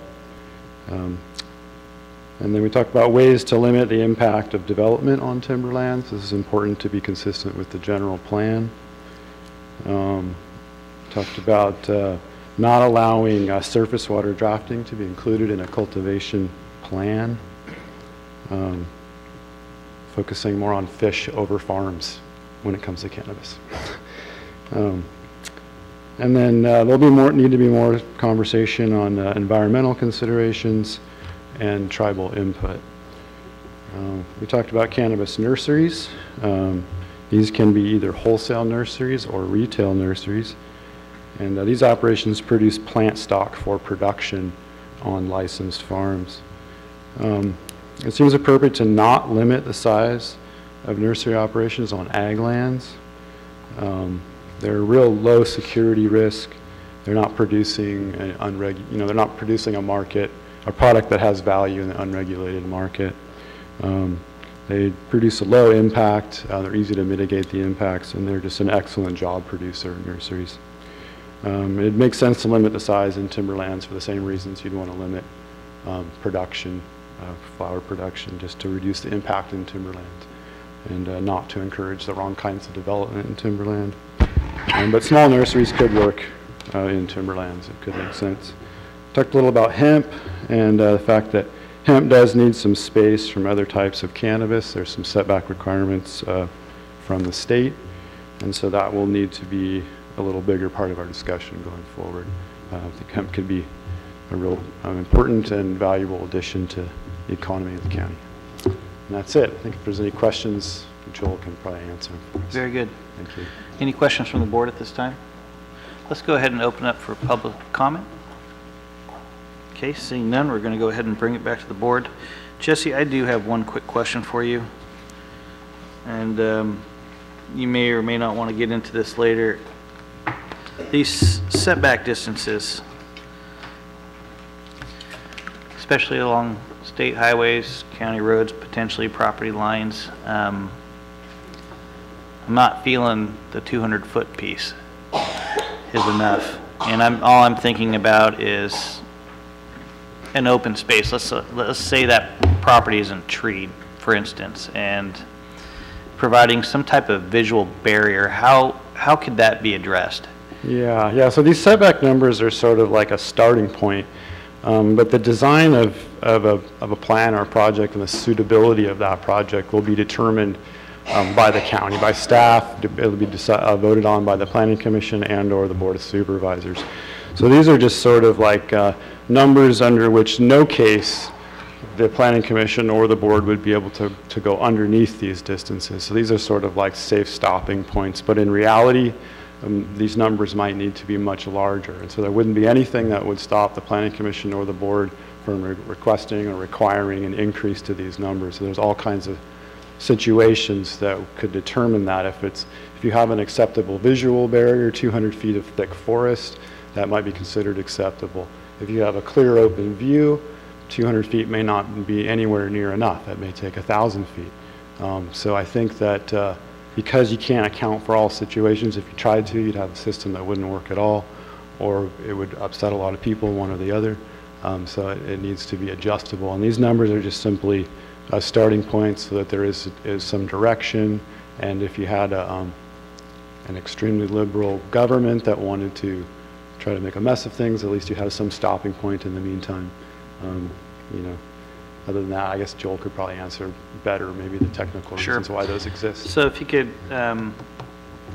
take back some considerations to the working group specific with visual buffers, and I'm not talking about fences, I'm talking about vegetation, something pretty. Right. That could help screen some of this, especially if we're going to have if the minimum could be utilized, and yet there's an open space in between that and the roadway. I'd like that to be considered. Sure. And I'd like you to further the discussion around surface water drafting for irrigation of the crops. How did that discussion go? Give me some of the insight on that from the working group. Sure. Well, it starts with the water board regulations, and the water board regulates the stuff pretty tightly. Granted that there would actually be enforcement of these regulations, I suppose, but the proposed regulations are strict. And so for cannabis farms, there is no surface water drafting allowed through the summer months. It's a forbearance period of, I think it's over 6 months now. So if the state and the water board would allow surface water drafting as part of a plan, if your forbearance period was met, it would require large storage systems and the permitting that's associated with that. The state does promote storage of water from either surface water or for rain catchment. Because of the possibility of lack of enforcement, especially in our remote region, the idea was just not to include that in plans because of enforcing that forbearance period may be difficult. It may fall on the county. It's maybe unrealistic to expect Fish and Wildlife or the water board to have the resources to actually monitor that. It'd be easy to cheat. You could cheat anyway, but it's just easier to not allow it on the plan, promote other sources, other systems, you know, good groundwater extraction that doesn't affect surface waters, and promoting storage in general, even if it doesn't come from surface water system. Sure, sure. Well, my hope would be, even though this is being addressed by the North Coast Regional Water Quality Control Board and their regulatory actions, whether it's state law or not, my hope would be we included some form of this within our own ordinances, just sort of backup that give us our own teeth in case code enforcement needs to address it or the sheriff. In addition, I believe with the resources that should be coming down from the state, whether it's from the Department of Fish and Wildlife and their wardens that are going to be charged with enforcing this, that they would enforce it. And hopefully we would get enough backup through that to actually put some, if there were violators in this dry period, put some of these violators out of business. Certainly, yeah. I believe that Fish and Wildlife has the right to enter these properties without warrants or notice. So. Okay. And then just to comment on the visual project, we have talked about that a lot. We haven't seen the language from council about how that works, but it sounds like the county council is pretty confident that legal language can be created, quote unquote, to create a good looking barrier, so that it's not, you know, visually unsightly. But I don't have the expertise to understand what that sounds like legally. Understood. So Joel could explain it. Okay, appreciate that. Right. Well, great, thank you guys. All right, thank you, Jesse. Ready, any other comments from the board? All right, then we're going to go ahead and move on. Let's see, with item number 31, which is approve the following proposed ordinance. A, an ordinance establishing regulations for commercial cannabis retail and manufacturing activity outside the coastal zone. B, an ordinance establishing regulations for commercial cannabis retail and manufacturing activity within the coastal zone. And C, an ordinance amending the prohibition of commercial cannabis activity. And number 2, direct the clerk of the board to publish a summary of the ordinance within 15 days as requested by county council. Joel? Good morning, board. You're looking good this morning with that new haircut. Thank you, sir. This is the ordinance that was introduced a month ago. We now know the tax has passed, which was a concern of the board. I didn't prepare much of a presentation. It's all information you've seen, but I can answer any questions you have. You know, in summary, this is inside the Crescent City urban boundary only, retail and manufacturing, C2, C3, C4, and M zones, some setbacks. And if you approve it, then I'll probably be back at the next meeting asking you to pick an actual tax rate in that 2 to 6 range that was approved by the voters. So, if any questions, or I'll get away. Okay, questions for Joel at this time? Okay, Joel, we're going to go ahead and open up for public comment. Public comment on item number 31. Good morning. Good morning. Eric Ginther from Gasky. I'm also a member of the working group. It's been almost 2 years since I started engaging this board, coming to meetings. with the hope of educating and bringing forth open and transparent debate in our community about Prop 64, mostly. It was my hopes before I started attending these meetings 2 years ago that we were going to pass in 2016. We did. I wanted to bring forth a lot of debate about the potential impacts that I saw in my work in Washington and Oregon for my local community where I live. There's both positive and negative impacts to the community in all of these different places. As such, Prop 64 passed in our county with over 52% of the votes tallied in favor of our Proposition 64. The tax vote passed. And I want to thank everybody in the community who voted for and against it. I think it's the one thing we have as individuals in this society is to have our vote counted. I'd like to say that that tax vote passed with over 63%. That's an increase of over 10% from the initial Prop 64 vote. So we've garnered extra support with our business-like and professional manner that we've tried to come to this community with. The working group has been meeting and discussing with county staff and local community members for now almost a year. In that time, all of our opinions have shifted and changed to form the recommendations that you now have in front of you and what you now have in front of you and what you see. This is an ordinance that I feel, and I think a majority of the staff feel, and a majority of the members of our working group feel, and the public input that we've received during these working group members, that this ordinance fits the nature and structure of our community. It's a fairly restrictive ordinance. Joel has said it a number of times.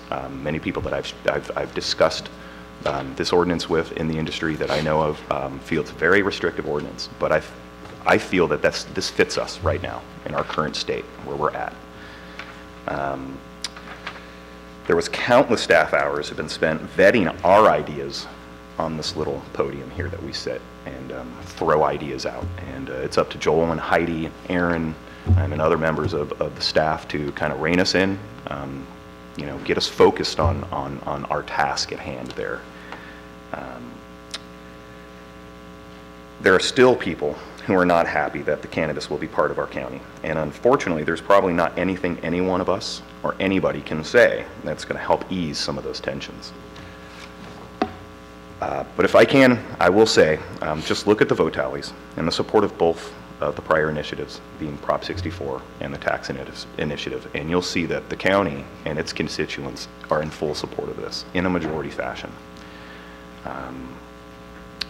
With that help, I hope it comes to help understand that cannabis is here, and that I hope it is here to stay. The people involved in this industry, or people who want to be involved in this industry in this county, will have a lot of work to do.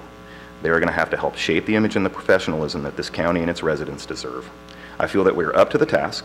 All we ask is for an opportunity to prove that all of the time and efforts that the county staff, volunteers, and the public are not wasted or disrespected by these business operations. You know, our hope is that the people who are approved through the planning commission phase and the special use phases, and by you as board, act responsibly and professionally. There is no way to control individuals who operate in these capacities, so we just hope that the ordinance that we set forth and that hopefully you as a group approve today sets forth the guidelines for these people to operate. And hopefully we have a positive vote from you guys today. I thank you guys very much for your time and consideration in this. I thank you, Chair Howard, for you know, initially adopting this working group. I think it's been a very good service to this community. It's allowed a lot of different opinions from a lot of different people to be involved. I thank you guys for your time. Appreciate it. Thank you. Other public comment at this time?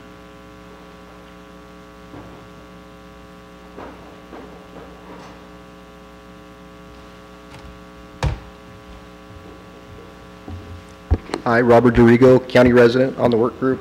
You know, thank you for all the time you've put in. You know, thank you for forming the work group. I supported the tax in front of the voters. I did not vote for it, and it's pretty telling just to the results of the election, I believe. So we've got 2 ballots in front of us reflecting our will. It was, I guess, a couple of years ago. And I remember Supervisor Cowan, you know, saying we were just going to ban it, you know, kind of with a smirk, and the crowd in here kind of laughing, you know, at the board kind of realizing that the county wanted to go a different direction with this. And I'd like to, you know, to really thank you for being open-minded enough to actually go in this direction, because, you know, despite, you know, my objections at points in the process, we've actually moved relatively quick compared to a lot of communities in the state. And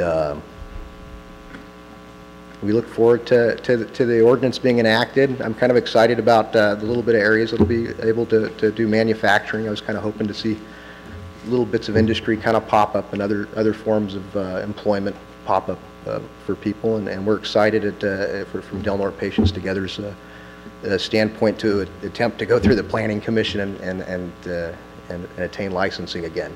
Thank you very much. Thank you.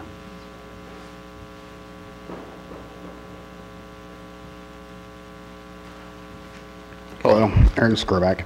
It's been 2 years since Prop 64 passed by a majority of voters in Del Norte. The county sales tax, or Measure B, passed 1 week ago, again by a majority of voters in Del Norte. The message is clear. The majority of people in Del Norte want retail, manufacturing, and cultivation in this county. No more delays, no more pushing this back or kicking a can down the road. This is it. Time to live up to the promise that was made when the permanent ban was enacted and the phrase was added to such. It is the intention of the Board of Supervisors that this prohibition will be repealed and comprehensive regulations will be enacted by December 12, 2018. Please vote yes and get this passed today. Thank you. Thank you. Okay, further public comment? We'll return. Oh, sorry.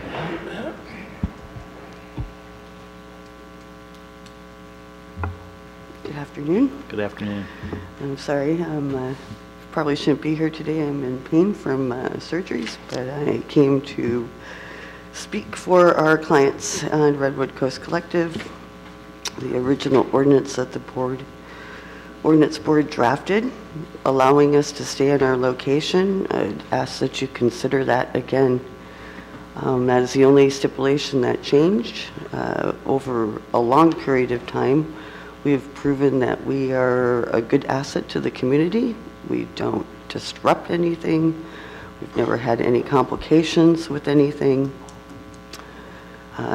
Ironically, at the beginning of all this, it was said that medical cannabis would not be affected by it, and it seems like that is the one that is being affected by this. So I'd ask you to please reconsider the original ordinance and allow us to stay in our location so we can conduct business as usual and live within compliance. I did vote for the tax. I voted no on 64. But I ask that you go ahead and go with the original ordinance so that we're able to stay in our position. Thank you. Thank you. Okay. If there's no further. Jesse Davis. Jesse. Thank you all for doing this. It's been a long couple of years, and this is a great starting point, I think, for the county. I look forward to doing what I can to help the county create an inviting business environment for the types of cannabis operations and businesses that we would like to see here. And yeah, just very appreciative and glad to be able to have been a part of this. And however the vote goes, anxious about it for sure. But yeah, like I said, I think it's a good starting point and a great place to work forward and to modify things, adjust things as needed. So thank you all again. Thank you, Jesse. Okay, if there's no further public comment, we're going to go ahead and close. Please, absolutely.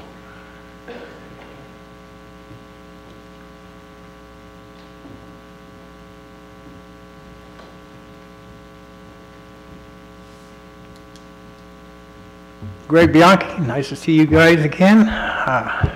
Thanks for going to Washington and getting that lovely presentation. I know it's a lot of bureaucracy up there, and I'm glad you guys were able to navigate through some of that and get some of our perspectives on the agenda for them. Hopefully, we'll get our last chance grade upgraded and all the other things done. I just have a couple of questions about this cannabis thing and how it's going. I'm not so much against the productivity and the ordinances that you guys can impose on how it's grown, how it's cultivated, or how it's sold. My biggest thing is its use in public areas. You can go down the street smoking a cigarette as long as it's tobacco, but if it's going to be cannabis, I don't know if any of you have been in a line somewhere and someone's come in after they've ingested some of that to smoke or other methods. Reeks pretty bad. So, I mean, if you're going to do it, understandably, have the courtesy of your fellow constituents and your fellow citizens. Either bathe before you do that, or if you're going to do that, don't do any banking or go grocery shopping or anything like that, because I kind of find it quite offensive. I mean, you know, it's kind of hard to tell the guy next to you, say, man, you need to go someplace else. You know, you come to a diner and you're sitting there getting ready to enjoy your meal, and somebody moves in right in the booth next to you, and he's got that fragrant odor on him. It might make you want to get up and just leave. So, I mean, in that kind of regard, I think that's where I only have the real issue with, because I think if we get the taxes going correctly with that issue, I think the county can benefit from that, as long as you enforce that particular process. As far as keeping it out of view or out of sight, I'm sure Jesse has plans to put plants in you know, around the surrounding growing process. But my biggest thing is the use of it and where it's used. I know you can smoke in the casinos around most of the area here. You want to go in and deal with that environment, you know, just to play a game is fine. But again, I don't know how that affects, you know, them and the native nations, as far as them allowing that to smoke, you know, or walking into a casino is filled with air full of that stuff. I mean, you may not want to inhale it, but had people say that they've been around it, but they never inhaled, right? So my thing is to limit the actual person Joe Citizen going into an environment where someone else has used it and then brought that same odor in with them. That's my only real concern. So let's see if we can move forward on this and just do the enforcement. We'll be fine. Thank you very much. Bye-bye. Okay, if there's no further public comment, bring it back to the board. Public comment? Okay, if there's any more, if you guys can be ready, that'd be terrific. Thank you. Good morning. Good morning. My name is Sandra Hinchliff, and I'm here today to speak in favor of our adult cannabis leisure market. Last week, the voters once again spoke in favor of a regulated and taxed cannabis leisure market and manufacturing in this county by passing the sales tax initiative by 63% margin. And the voters have spoken in favor of the development of a legal cannabis business in this county for a second time now. I am a local business owner and the author of several cannabis spa and culinary books. My books are published and distributed by mainstream corporate publishing companies, Skyhorse Publishing, Penguin Random House, and Simon & Schuster, names that you will recognize. I mention this because mainstream corporate America has a keen interest in business development with the cannabis industry. Through many channels, including the literary arts, of which I am a part of. My latest book will be released in March by Skyhorse Publishing in partnership with Simon & Schuster and features some of our local cannabis farmers. It will surely bring attention to our area. I'm doing my part to help our local cannabis industry receive the positive attention they deserve, as well as open up opportunities for investment in the businesses they are trying to build. I would like to encourage you as a voter and resident of this county to support our local cannabis industry and new business development by voting in favor of the retail and cultivation ordinances. Thank you. Thank you. Okay.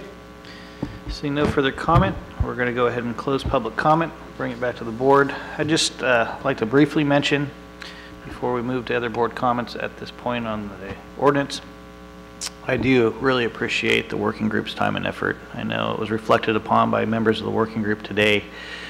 When we adopted that motion to move forward with the working working group in 2017. I don't think many of you realized how much energy and effort would be needed to actually take into consideration all the community's concerns around an ordinance, whether it's commercial, whether it's manufacturing, whether it's retail, whether it's personal use. But you guys have gone above and beyond as the only working group in the state of California that a county has to really do your best to reflect on this community's will as the voters have seen it, to try to find the best fit for us, not the rest of the world, not the other states, not our neighboring counties, but for us, Del Norte County. And I really appreciate your time and effort. At this point in time, let's open it up for board comments. Mr. Chairman, I would move that we approve the following proposed ordinance. A, an ordinance to establishing regulations for commercial cannabis, retail and manufacturing activity outside the coastal zone. B, an ordinance establishing regulations for commercial cannabis, retail and manufacturing activity within the coastal zone. And C, an ordinance amending the prohibition of commercial cannabis activity. And number 2, direct the clerk of the board to publish a summary of the ordinance within 15 days as requested by county council. Very good. We have a motion on the table and a second. Any further discussion? Okay, Kylie, discussion. I hope we're allowed some discussion. We're rushing on this like someone's calling lunch hour. Just asked for discussion. No, I thought we did that before. It shouldn't come as any surprise that I'm going to oppose this, and I'm going to do it with pride and safety in my heart. And Mr. Bianchi, you mentioned use. You hope that someone isn't walking by you going into the market. And I'm going to use the word abuse. I'm a little concerned that people are ignoring the 25 to 30% spike in reported impaired driving on 1181s, 1179s, and 1144s according to the Highway Patrol. I'm a little concerned that's being thrown caution to the wind. Think about that the next time you guys are driving up 199. I'm a little concerned of the limited income the tax will derive. I'm more than a little concerned. We're going to keep it small. Well, the implication is it's not going to be small. It's either going to grow or it's going to die, because the money isn't there to support some of these ordinances that apparently we're on the road to approving right now. But should this board move forward and approve these ordinances, Del Norte County will change forever. And I'm sorry to say that this measure led by the state has infected everyone along the way. We have to follow this as the way it's going to go. And we had a ban on here, and apparently that's going to end in a matter of a few moments. And some of you will celebrate, I won't. It's still illegal federally. Well, let's throw that away. Don't worry about that. We're going to continue to do what we do. I still took an oath to uphold the federal Constitution, as I did the state. But I'm going to oppose this, and I'm going to pray that I'm wrong. Because what will happen will be not something anybody in this room or in our community is going to like 6 months, 1 year, and 5 years down the road. But I'm going to pray I'm wrong on this one.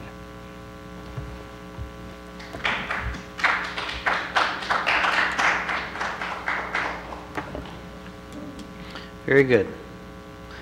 Further discussion? Supervisor Berkowitz. Thank you, Mr. Chairman. First of all, I want to say right off the bat that I personally am opposed to the legalization of recreational marijuana. Supervisor Gitlin and I are in agreement on this issue. Many newspaper articles around the state have reported that it's being misused by those who are under the age of 18. And now many local communities, like the city of Fortuna, are complaining that it's being transported through their communities that object to it in their city. For these reasons, this ordinance may not be as effective as it could be. However, there's clear evidence that I would be putting my own interests above those of the people who sent me here. They don't want me to represent my own personal beliefs, but to represent their personal beliefs. But in District 5, our voters said in a loud, clear voice at the ballot box that they approve recreational cannabis and they want it legalized. I respect that there are some people who have strong feelings on this issue, and they've told me so in no uncertain language, that they oppose this ordinance. I respect them, and it pains me to have to go against their wishes. But in District 5, our voters said in a loud and clear voice at the ballot box that they approve of recreational cannabis and want it legalized. As a representative of those folks, it's my duty as their spokesman to express their will on this ordinance, and that's what I'm duty-bound to do today with my vote for this ordinance. Thank you, Mr. Chairman.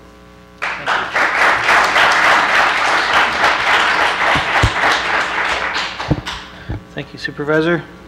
There's no further comments from the board. Let's poll the vote. Supervisor Berkowitz? Yes. Supervisor Gitlin? No. Supervisor Cowan? Yes. Supervisor Hemmingson? Yes. Chair Howard? Yes. Thank you, guys. Thank you. All right. We're going to go ahead and move on with item number 32, which is introduced by title only, an ordinance establishing regulation for commercial cannabis cultivation within the coastal zone, and B, an ordinance establishing regulation for commercial cannabis cultivation outside the coastal zone. 2, waive full reading, set a hearing to adopt the ordinance, and item number 4, designate county council to prepare a summary of ordinance for publication as requested by county council. Joel? Thank you. So this is specifically an indoor cultivation ordinance. It's fairly small. It allows it on ag and manufacturing land. Measure B passed, 62%, so almost high enough that had this been a special tax, we might have had a chance of getting there. I was a little surprised by that. We're looking at 2,500 square feet in A districts and 5,000 square feet in M districts by use permit only. And if you actually just look at the ordinance in isolation, it looks real thin. But it's building on the one you just approved. So the general cannabis regulations apply to this one, and the operation plan applies as well. These are some maps of where we're looking at. These are the zones that would be allowed in. I know it's a little bit small. It's A5, A20, and AI in the coastal zones at ag industrial. You can see most of the ag land that you would expect to see is not on here, and that's because prime agricultural land was not included. We are not interested in displacing normal traditional agriculture, and we do not believe that it is really consistent with the general plan to open up that prime ag and those higher quality soils to a non-soil dependent use like indoor cultivation. So there's Smith River. The purple there is manufacturing. There's Fort Dick. You can see there's a lot of that property is kind of those smaller parcels on Moorhead, and this is a 5-acre minimum, so those would kind of be in play.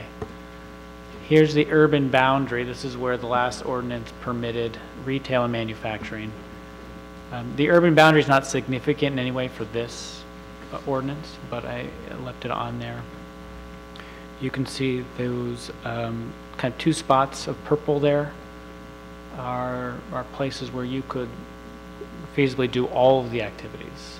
You could do retail, you could do manufacturing, and you can cultivate indoor if this passes. And then there's Klamath. There's not a lot of territory there.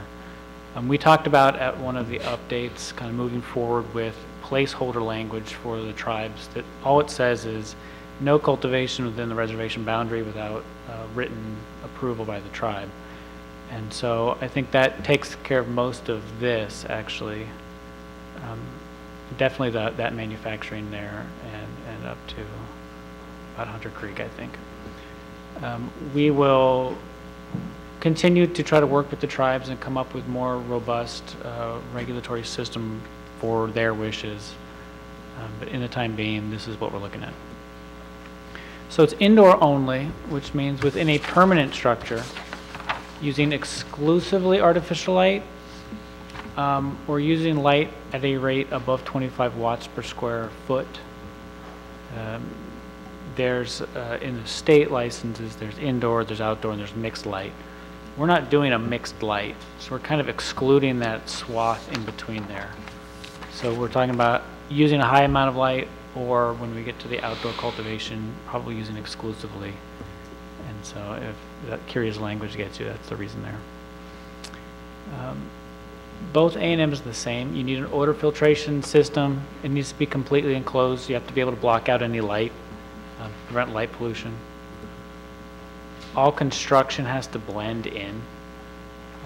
And this one and the next one, I think, go to your concerns, Chair Howard, about the fences and the 200-foot setback, is that instead of a hard and fast rule about what your fences need to look like or what your buildings need to look like, that would probably be very difficult to write those requirements and then probably impossible to live up to them, we've gone with a more flexible standard. So here's kind of the crux of it. A use permit is this negotiated agreement between the community and the operator. And the operator's going to have to come to the Planning Commission and show that they can meet this standard. And that is that the proposed operation plan contains adequate measures to hide, disguise, conceal, or otherwise sufficiently minimize the visual or olfactory indicia of cannabis cultivation, such that the use of the property for cannabis cultivation will not be readily apparent to a casual observer from a public space. This is not the kind of ideal of certainty. You know, what does a lot of this stuff mean? It's kind of going to be up to the Planning Commission, up to the community. But it offers that flexibility. And this will ensure that if you want to cultivate cannabis, you're going to go to your neighbors first. You're going to get them on board. You're going to negotiate with them ahead of time. And so if you're saying, neighbor, I want to put a building, 100 feet from the property line, and they say, well, how about 150? Well, if I do 150, will you come to the Planning Commission support me? Yeah. And you can build that kind of neighborhood consensus before it gets to us, so that the neighborhood is happy with what you're doing. And so hide, disguise, conceal, or sufficiently minimize is a little bit vague. What is sufficiently minimized? It means the community is happy with how minimized, such that the Planning Commission is willing to make that finding. And then, it's both sight and smell. Indicia of cannabis cultivation is being the distinct features. So when you drive through Oregon and you see fences and those fences are cannabis cultivations, and we're looking at an ordinance that can potentially mitigate those kind of stereotypical features. And so you can come to the Planning Commission, you go to your neighbors and say, well, I've got trees, I've got vegetation, I've got shrubs. I'm going to use these paneled wood fences that are attractive, and it's an existing structure that you've seen for the last 20 years. It's sitting there. I'm going to clean up a little bit. I don't think that a person walking by is going to know cannabis is in there. And then the other neighbor can show up to the Planning Commission and say, no, I think it is not sufficiently minimized. And you can argue about it and kind of negotiate this agreement. This will give everybody an opportunity to kind of have their input and kind of reach that negotiated agreement. Ultimately, the Planning Commission is kind of the arbiter of what is properly minimized and concealed. And we've got a Planning Commission that's fairly set, kind of 3 votes against cannabis. So anybody coming through this is going to have to be pretty wise, pretty careful, and come with a pretty well-developed plan. And so if anything, there's a more realistic possibility that nothing will get permitted than too much. It's not called agriculture in the ordinance. It's specifically not considered agriculture. That way there's no principally permitted use. You have to get a use permit, and you are not protected by the right to farm ordinance. So if you are causing smells, you don't have the same protections as agriculture. There's the slide there. Instead of the $15,000 bond for retail and manufacturing, requiring a $30,000 bond. This will be if the thing goes sideways, we have to go clean up a property, we'll have a $30,000 head start. 1,000-foot setback from any school or youth center or park.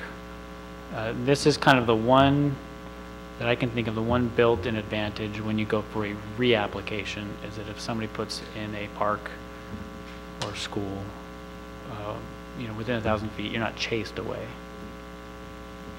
We have all the same things from the operation plan as the last ordinance. You got to show us where your water comes from, your waste, your security systems, your building materials. You got to pay your application fee, which Heidi is coming up with an increased use permit fee for cannabis. It looks like about double. We chose A and AI, but not AE. As I was saying, general plan is really specific about that prime land staying for soil-dependent agriculture. And even though we're requiring existing buildings in the coastal zone, we just feel like as a general kind of statement of principle, let's keep prime ag for things that we are actually considering ag and not this kind of quasi-agricultural use that this is. Earlier iterations had a larger minimum parcel size to try to kind of keep you away from your neighbors. That was kind of revised later in the game as an attempt not to displace those larger parcels or to make them no longer used as agriculture. If you got a 20-acre parcel and you've got a 2,500 square foot grow and it's producing enough income and you let the rest of your land kind of go to pot, we don't want that incentive. So by allowing it on smaller parcels, kind of decrease the likelihood that large parcels will go to waste. Manufacturing also helps to avoid displacement. If you're going to do it indoors anyway, go do it in manufacturing. Even though it's a quasi-agricultural use, it's also kind of a quasi-industrial use. There's a lot of lighting, and you got these odor filtration systems. So we think it works very well in both. In the coastal zone, there will be, this requirement that the structure has to have existed on January 1st, 2019. So we're not going to have increased displacement, and we're going to try to get people to use what already exists. The Coastal Commission gave us a nice little document of suggestions, and we've incorporated pretty much all of them. We're hoping that means that they're going to like our ordinance, but these are some of them. Wetland delineation and biological assessments, site-specific water management plan, light pollution, existing structures. And they specifically wanted us to define whether it was an agricultural product, which we've done and said it's not. This is exempt from CEQA. All these ordinances are going to be exempt from CEQA until July 1st of next year. So when we're looking at kind of where we end up, that's kind of a big backstop. If there's going to be a timberland cultivation ordinance, a nursery ordinance like Jesse was talking about, that's kind of the timeline for those. But that is it for this one. It is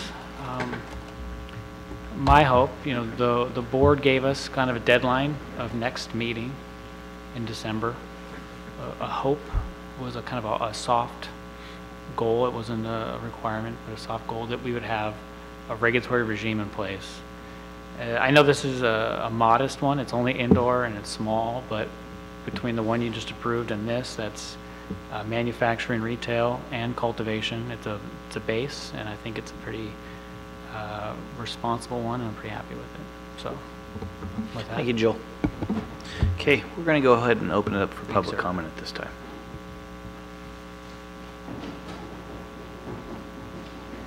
Jesse Davis. Yeah, I think this is, again, a good starting point. I'm personally not a big fan of indoor cultivation, so I wouldn't like to see, the county kind of arrange itself around this in the long term, but it's definitely a great place to start. It's a lot less complicated than timberland cultivation. There's less considerations. It's more controllable, so it'll be a lot easier to learn things from. Thanks. Thank you.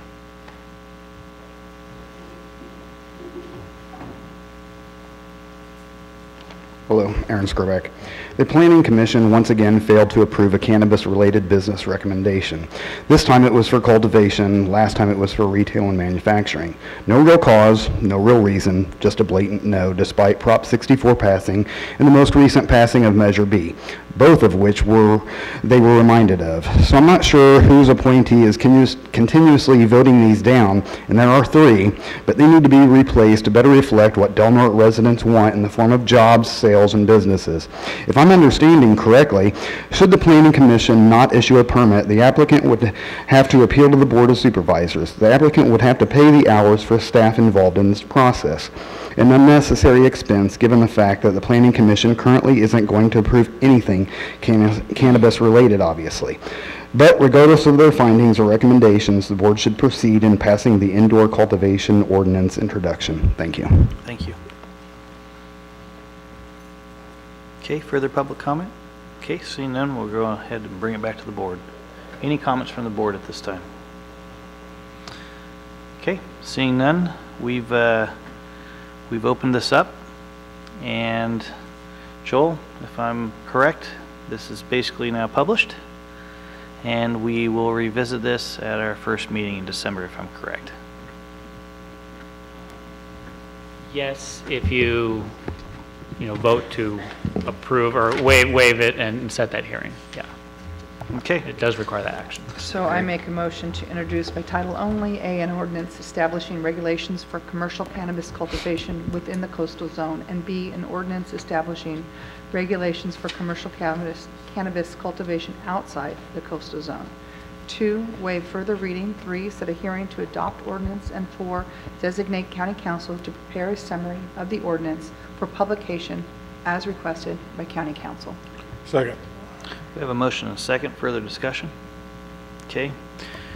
Appreciate the patience again, and I know these are baby steps, but I think they're necessary baby steps in order to get it right here. So with that, we'll go ahead and pull the vote. Kylie? Supervisor Gitlin? No. Supervisor Berkowitz? Yes. Supervisor Hemmingson? Yes. Supervisor Cowan? Yes. Chair Howard? Yes. All right, at this point in time, I'd like to take a brief 5-minute recess, and we'll reconvene at 12:15. Thank you.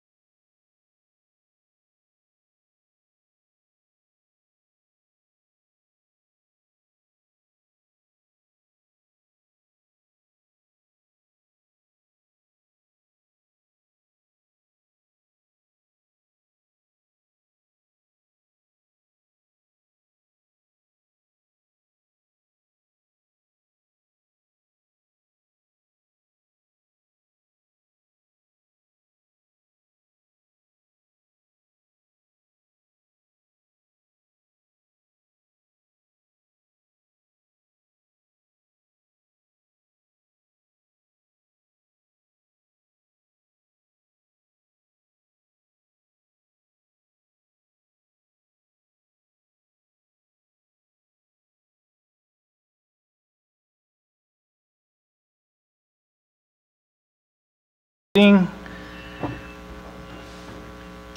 Let's go ahead and get started now with item number 33, which is approve and adopt budget transfer 10-02 in the amount of $12,200 within the sheriff's budget unit for the payment of internal financing for the middle phone system and the creation of a new account by the sheriff coroner. And then item 34 also, if we could address that at this time, approve and adopt budget transfer 10-03 in the amount of $18,635 within the roads division budget unit for the inclusion of funding related to the state parks off-highway motor vehicle recreation grant received by the county for OHV signs as requested by the director of community development.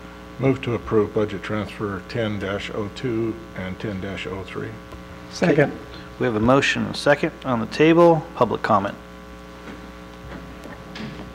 Okay, seeing none, we'll bring it back to the board. Kylie, can you please pull the vote? Supervisor Gitlin? Yes. Supervisor Berkowitz? Yes. Supervisor Cowan? Yes. Supervisor Hemmingson? Yes. Chair Howard? Yes.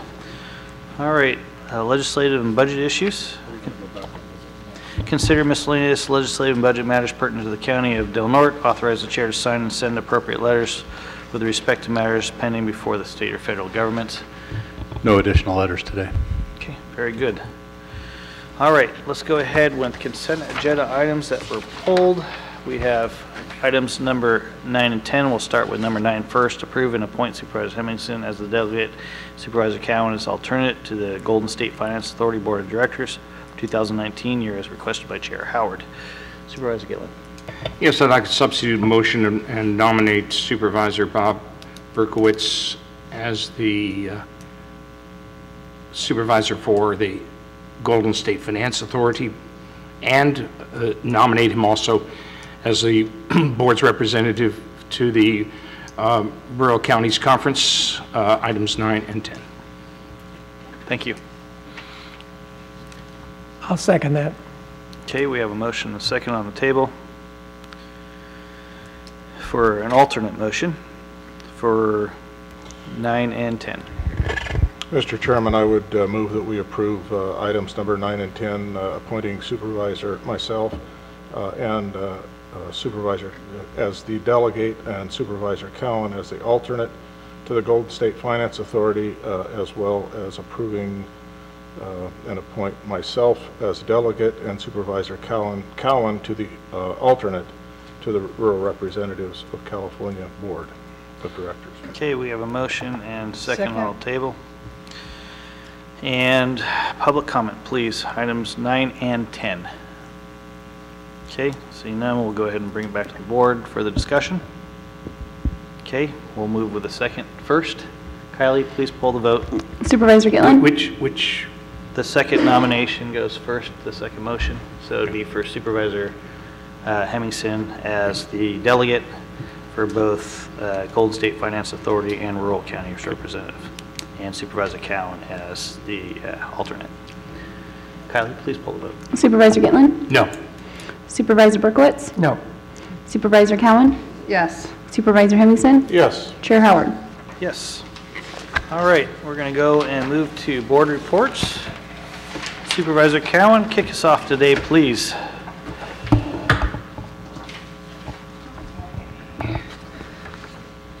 Since I was last at a meeting, I've toured the new airport terminal with Councilwoman Kime. The new terminal is going to be a very great addition to our community. As stated in our Washington, D.C. report earlier, we were personally able to thank the FAA for their financial contribution and their support. We had a Del Norte County Solid Waste Authority meeting, continued conversations surrounding recycling issues in Del Norte County, along with contract negotiations with Recology. I had a homeless meeting with the group with Senator McGuire, where we went over the progress of the No Place Like Home funding. We had an RCTA meeting. We were looking forward on items of how we can make services better at RCTA. I attended Senator McGuire's town hall. We heard from Mayor Blake Enscore, Chair Howard, Jamie Mattioli, Jeff Harris. I probably forgot a few. I met with Susan Doherty from the airport to go over some key points before our Washington, D.C. trip. Spent 3 days in Washington, D.C., attending a couple dozen meetings as presented earlier. Met with Randy Hooper, Susan Doherty, and Patty Stanley when I got back to go over the meetings that I had in D.C. regarding DOT and the FAA. Attended the RX Safe meeting where I shared what I had learned about what's going on at the federal level for the opioid crisis. Had lunch with Mitch Hanna. We discussed the Medical Pathways program, the RN program that he's helping to bring back to College of the Redwoods, and the progress on the licensings for the new dialysis center. I believe they might be out this week for the survey, the state, which is good news.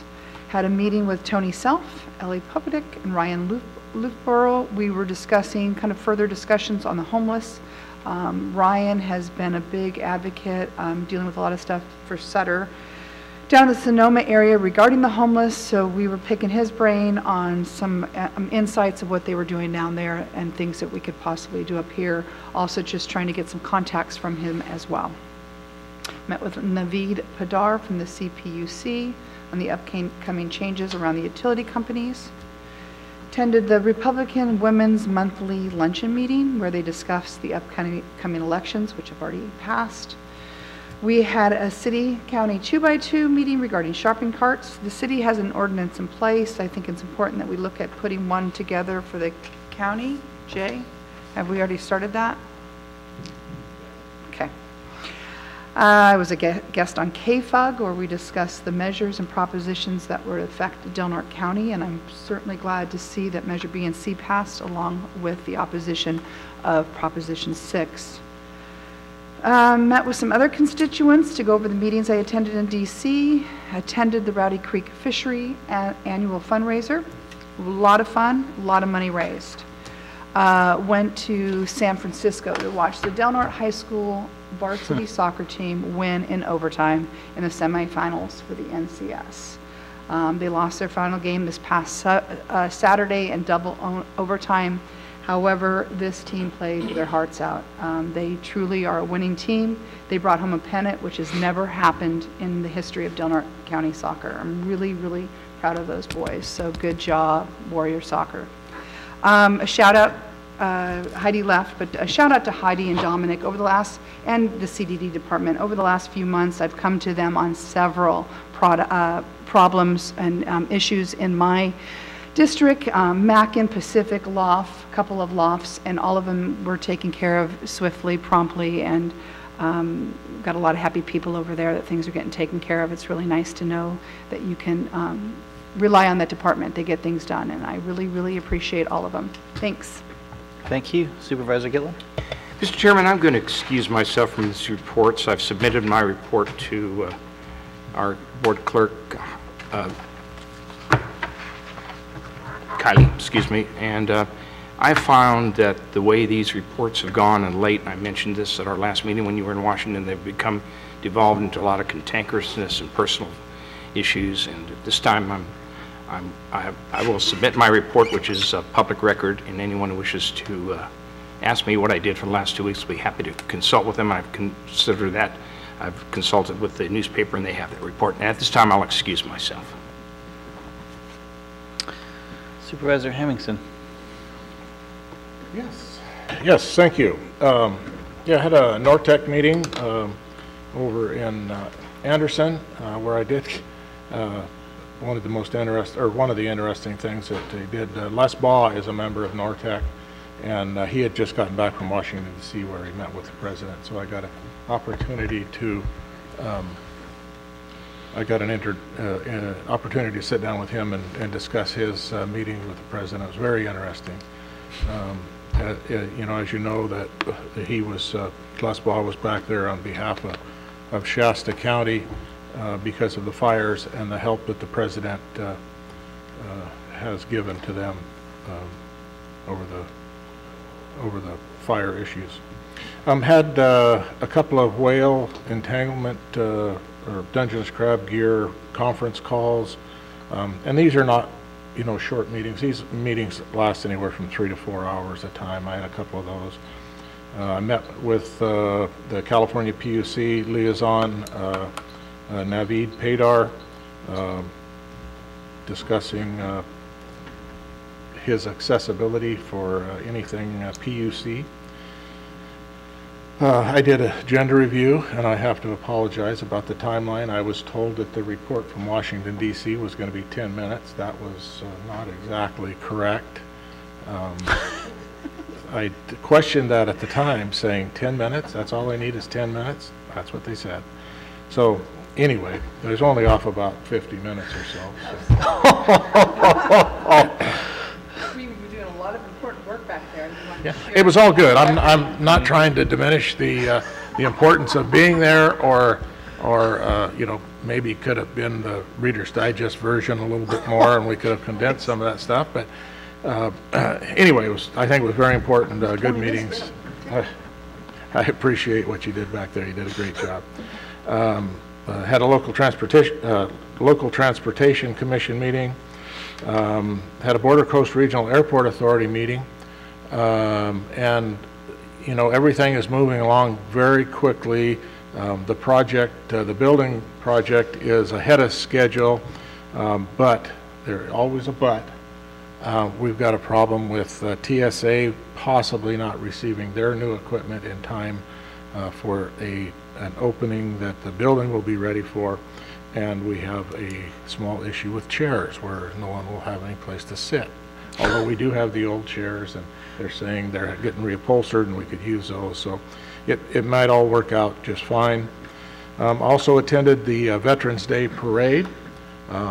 It would always be nice to see more people attend, although I thought the parade was pretty good this year. It was much longer than normal, I think, and it's always good to get out and welcome our veterans and thank them for their service and their sacrifices. That was it for me. Thank you. Supervisor Berkowitz. Thank you, Mr. Chairman. I attended the monthly meeting of the Del Norte Crescent City Chamber of Commerce. Since our last meeting, both Supervisor Cowan and I attended the meeting of the RX Safe Committee. This is an ad hoc committee that is dealing with the severe drug problem plaguing our county. Yesterday, I returned from a very successful fact-finding 11-day trip from Beijing and Tianjin, China, at the request and financed by the College Board and Hanban. At the next meeting, I'll make a full report of the findings, so you'll know exactly what went on with those meetings. So, Mr. Chairman, several meetings ago, and at the last meeting, I made the following request. In view of the fact that Greg Burns, our Washington, D.C. lobbyist, has suggested that our board, consisting of 5 supervisors, come back as much as possible to present our case to the Congress and the administration. And due to the fact that all of us have been back there except one supervisor, that being Supervisor Gitlin, and considering that Supervisor Gitlin the second longest tenure of current supervisors. Therefore, I request that the next agenda include an item that we send Supervisor Gitlin along with a supervisor of his choosing back to Washington, D.C. to present our issues to the administration and the Congress sometime in 2019, and that this item be up for discussion and possible action. So, Mr. Chairman, I strongly suggest that this item be placed on the agenda for next meeting. And that's my report, Mr. Chairman. Thank you. Supervisor Cowan, please.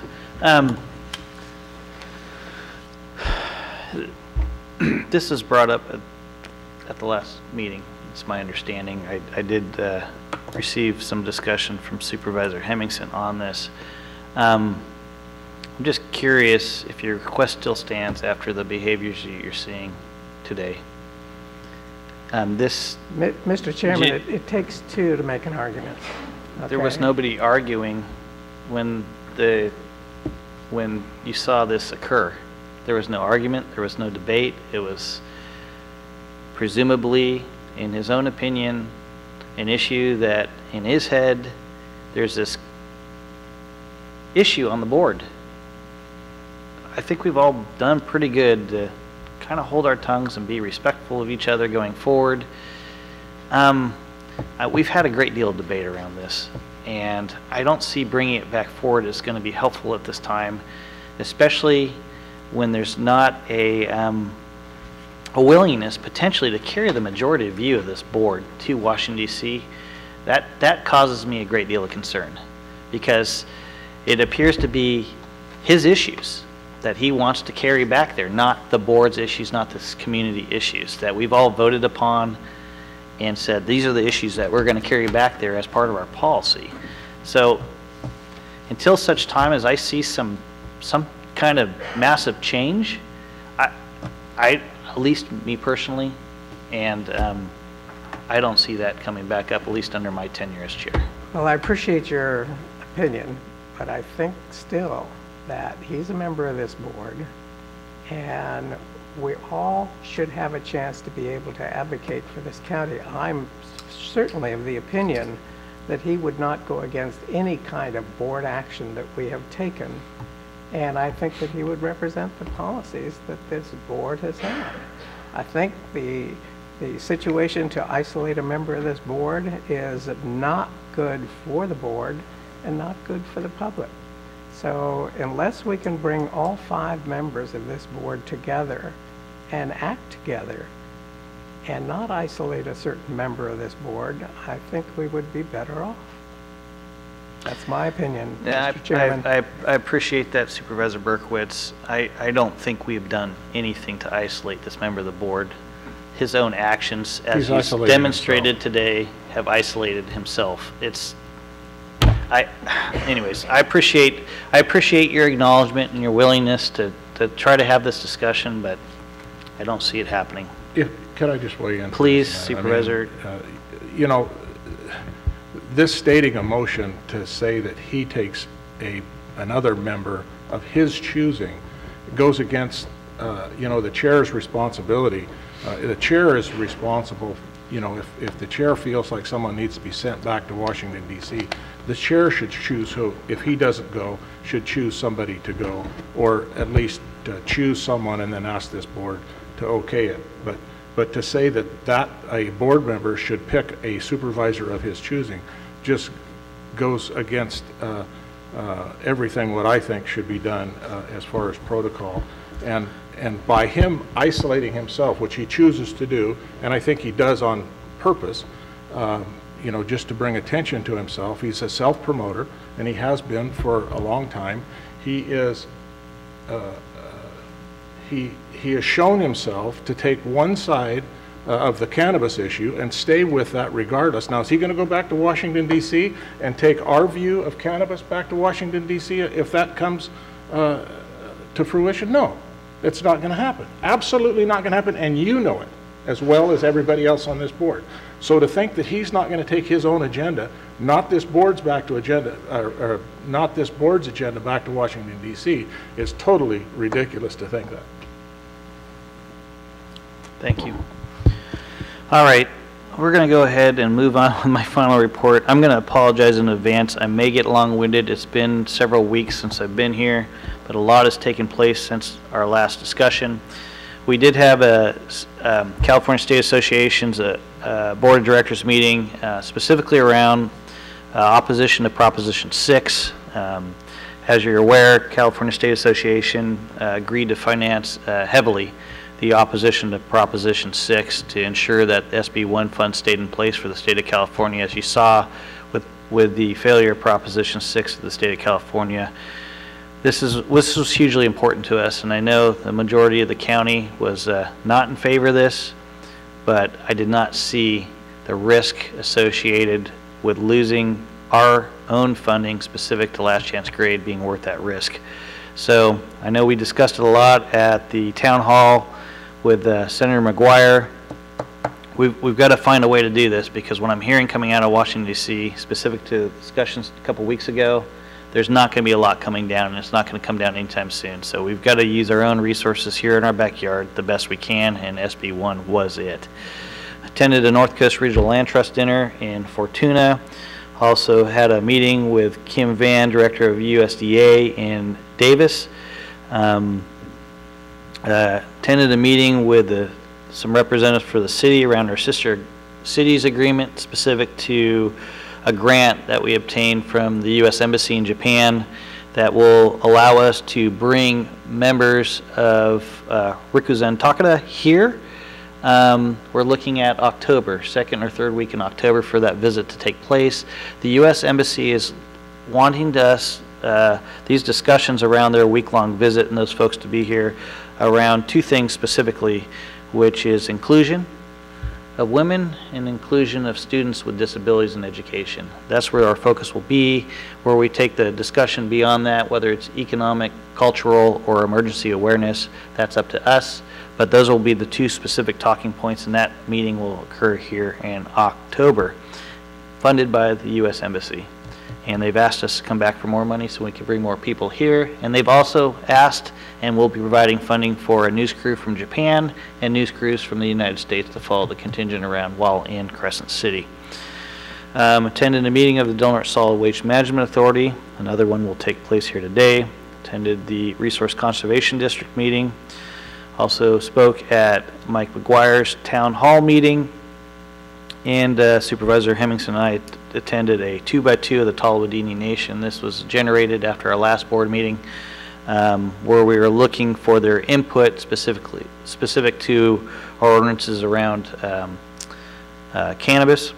And they are currently supporting the Humboldt State or the Humboldt County ordinance and how that impacts tribal lands. So that's the message that we'll carry back to County Council for hopeful inclusion during those next steps. As discussed in our presentation, went to Washington, D.C. and worked our tails off. Definitely tried to sleep a lot when I got home. It was quite a bit of work. As soon as got home from Washington, D.C., actually ended up staying, traveling back down to San Francisco to attend a Sister City Network meeting hosted by Tomochika Aouma, who's the Consul General for Japan here in San Francisco. We met with him, Mayor Inscore and I met with him for 2 hours at the consulate building in downtown San Francisco before the networking meeting later that night, which was a reception at his house. It's clearly apparent that our relationship, unlike any other relationship almost in the United States with sister cities, is leaps and bounds ahead of where other folks have been. Our relationship is growing very quickly, and not only that, it's a story that tells itself. And as you'll hear, hopefully in some upcoming discussions, it's a story that now the International Sister City Network President Roger Mark D'Souza would like to start telling all over the world. We did have a conference call with him while we were back in New York here this last week, and he's really looking forward to getting together with us soon so we could help promote sister city relationships here in the United States more broadly, using our story here in Crescent City, Del Norte County as that backdrop. Attended a meeting with the Smith River Community Service District here at the office. Jay helped support that discussion along with Tony Self. There was some concerns in how the rollout of our community development block grant affected some projects that they had going on. Also attended a meeting at the request of one of my constituents from Reservation Ranch with the California Coastal Commission on some issues that were generated on his ranch in 2016. That was a very disheartening meeting, and hopefully we won't see the impacts of that for some time to come, but there will be some discussion that he'll need to have and resolution he'll need to have with the California Coastal Commission. In addition, attended a meeting of the Wild Rivers Community Foundation to help and get their involvement in supporting the Sister City relationship and the U.S. Embassy grant that will occur here in October and their visit, more around the women's empowerment efforts that will be taking place. First Five Family Resource Commission meeting, also attended that. The city-county meeting, 2x2, as Supervisor Cowan mentioned.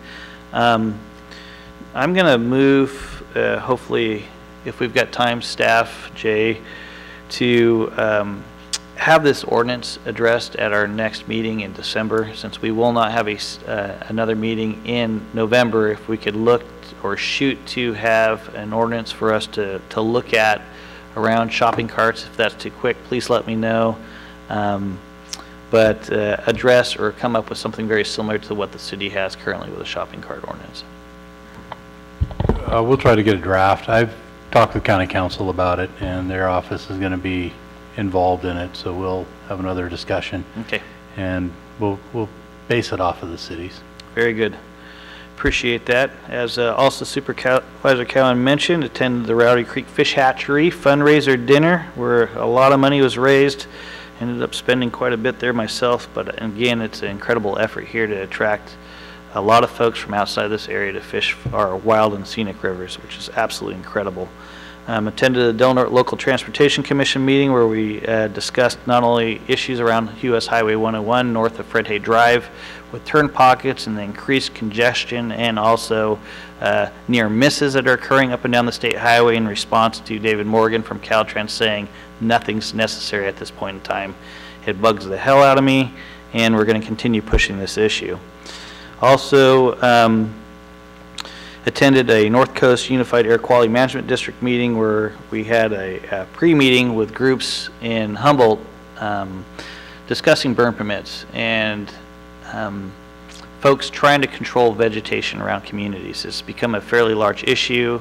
The permit structure, the way it's currently with the North Coast Regional Unified Air Quality Management District, is prohibitive for those to address those biomass loads around their homes and around their town sites. So you don't have issues like we've seen in Paradise this last weekend. Hopefully we could find a way here on the North Coast to help address a few of those issues so these guys do not get themselves into major problems. Also, went to the Veterans Day event and to the Veterans Day luncheon. I read the proclamation given to us by Del Norte County. Thanks you, Supervisor Hemmingson, for addressing that while we were gone. A great, well-attended event, and I really enjoyed at that event the grade school students from Smith River Elementary that submitted comments about our veterans. It was